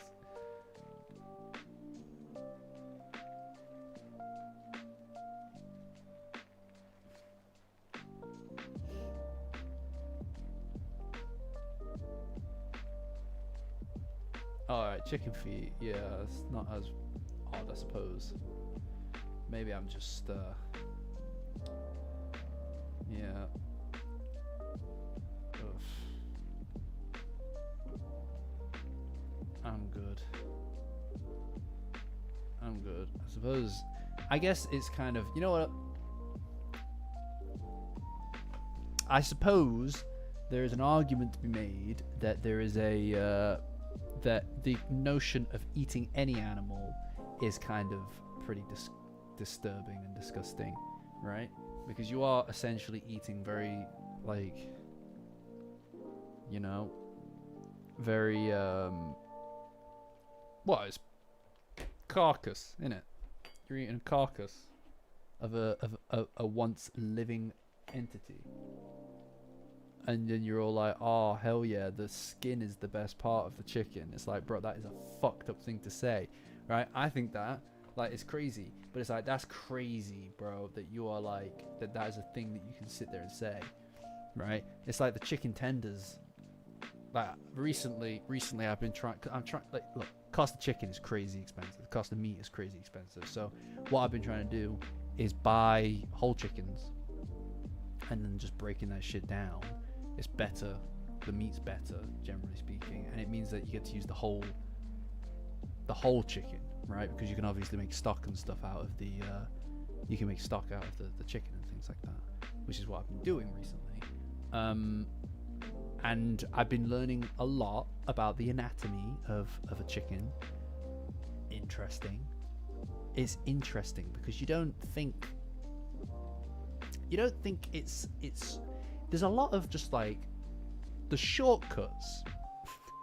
What am I talking about? The shortcuts when you're cutting up a chicken, right? Is there's a lot of ripping involved. You can just rip parts off and it's just like, there it is, there's your chicken breast, right?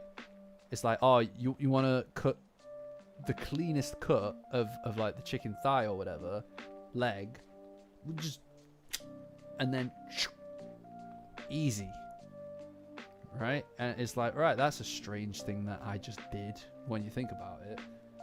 Yeah. When you think about it, it's like I just sliced that thing off after snapping something. It's like, that's kind of fucking crazy that you're just doing that. And you're just like, yeah, I'm trying to optimize my run. I'm trying to speed up how quickly I do it. It's like, okay, fucking hell. Yeah. Yeah, no. That's it, Toaster, for sure. Like, I've got some friends that are also very much incredibly vegan, right? Like every aspect of their life is, and I respect the shit out of it. I do, right? Like I respect the shit out of it because that's a lot to take on for your morals, and good for them, you know. But learning about it. There is a lot of conditioning involved with it, right? Like we do a lot of conditioning mentally of a lot of different things, right? To the point where in a lot of ways we all hold very clear contradictions about some things in our minds in a way that can be hard to rectify, right? There's a lot of cognitive dissonance inherent to existing inside of a society that promotes certain normalcy over another. For example, me with the insects and stuff. How is it more morally justifiable, technically speaking, to eat an animal that I know can think and feel, and then look down on someone eating an animal which likely can't think and feel? Morally speaking, they have the high ground, right? It's just such a contradiction, because it's like, oh, but inherently, I draw the line somewhere, right? Like, I wouldn't eat a dog or a cat, right? But it's like, why? Why? It's not like cows are intelligent, right? It's an interesting kind of tightrope of contradiction that produces this cognitive dissonance that is hard to rectify, you know. And vegan people do rectify it most of the time. They're capable of rectifying that and changing the behavior along the lines of trying to exist outside of that contradiction, and I respect that. I can't do it, or it'd be very difficult to do it, rather, but I respect it a lot, you know. But I hold contradiction. Like, it is what it is, you know. Does that make sense? Or is that 1 a.m. nonsense? Like, I don't know. You can never tell, I think, at this point. I'll tell you what, though. I think the thumbnail did well for itself, all in all. The views have been very high for this. Pretty high concurrent views, which makes me really happy, because I obviously spent a lot of time on the thumbnail to get the color and stuff to work right. And it seems that at least in the short term, it seems to have worked quite nicely, you know. Yeah, no, I'm glad that at least the points are clear. It can be hard to get into these kind of conversations in a medium like that for sure. But yeah, there was quite a few people who popped in for a minute. You know, like it's nice. It's nice to see that kind of growth, especially for the streams, because for the majority of the streams that I've done, up until obviously season 2, it felt like for the most part the streams would cap out at like 20, 25, but now they're averaging like 25, and I think that is really cool. It makes it a little bit scarier. I'm not gonna lie, like, maybe not scary. Scary is not the right word. It makes it more. It means that you kind of need to ham up performative kind of elements to keep people. But it is nice, you know. It's nice to know that there are more people engaging with the content. And I think I'm going to keep doing the thumbnails how I have been doing it, because it's clearly worked quite nicely. Which is good. It means a bit more work, but that's okay. I don't mind doing a little bit of extra work. Yeah, it adds a dynamism to everything, right? Like, I like it when chat's active. I like it when everybody's having fun, because it makes it more fun for me to do as well. But yeah. Anyway, right. So I'm just gonna start finishing up now. But let's see what's on the agenda. Content. Working on video script still. It's all planned out. I just need to get it written, which is the hard part. Then recorded, then edited, which are the easier parts. It would be nice if I could do that before leaving. I don't know if that's likely to happen. It might, depending on how well tomorrow evening's writing session goes, and how. Yeah, it's possible for sure, actually, but it would have to go up on the Saturday, so that might be difficult. We'll see how it goes, right? Ear to the ground kind of thing. We're all in the Discord, presumably, so that's the best place to stay on top of all of this stuff. Yeah, of course. No, you're right, Danny. Yeah, absolutely. I if I'm not happy with the script, it just doesn't get recorded. You know, like I said, like everything I said about like the Patreon and stuff, it all goes, it all feeds into that, you know. Yes, and then obviously I've got another video on the Dome as well. Not planned out, but I know what I want it to be, which should come naturally, I think. And then beyond that, we'll see. We'll see. There's a lot of different ways to go with things currently. But as we start to wind down, as the Kaiju arc goes on, I suppose we'll slowly phase out Thursday streams. Right? Maybe. We'll see. We'll see. It's hard because there obviously needs to be like a thing to discuss, right? Like something to latch onto, not just because it needs to drive conversation, but because, you know, thumbnails and things like that, they need a topic of focus, you know.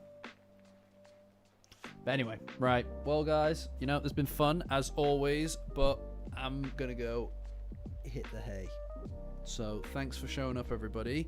Appreciate it. It's been really fun. It's been really enjoyable, and let's do it again sometime. Catch you guys.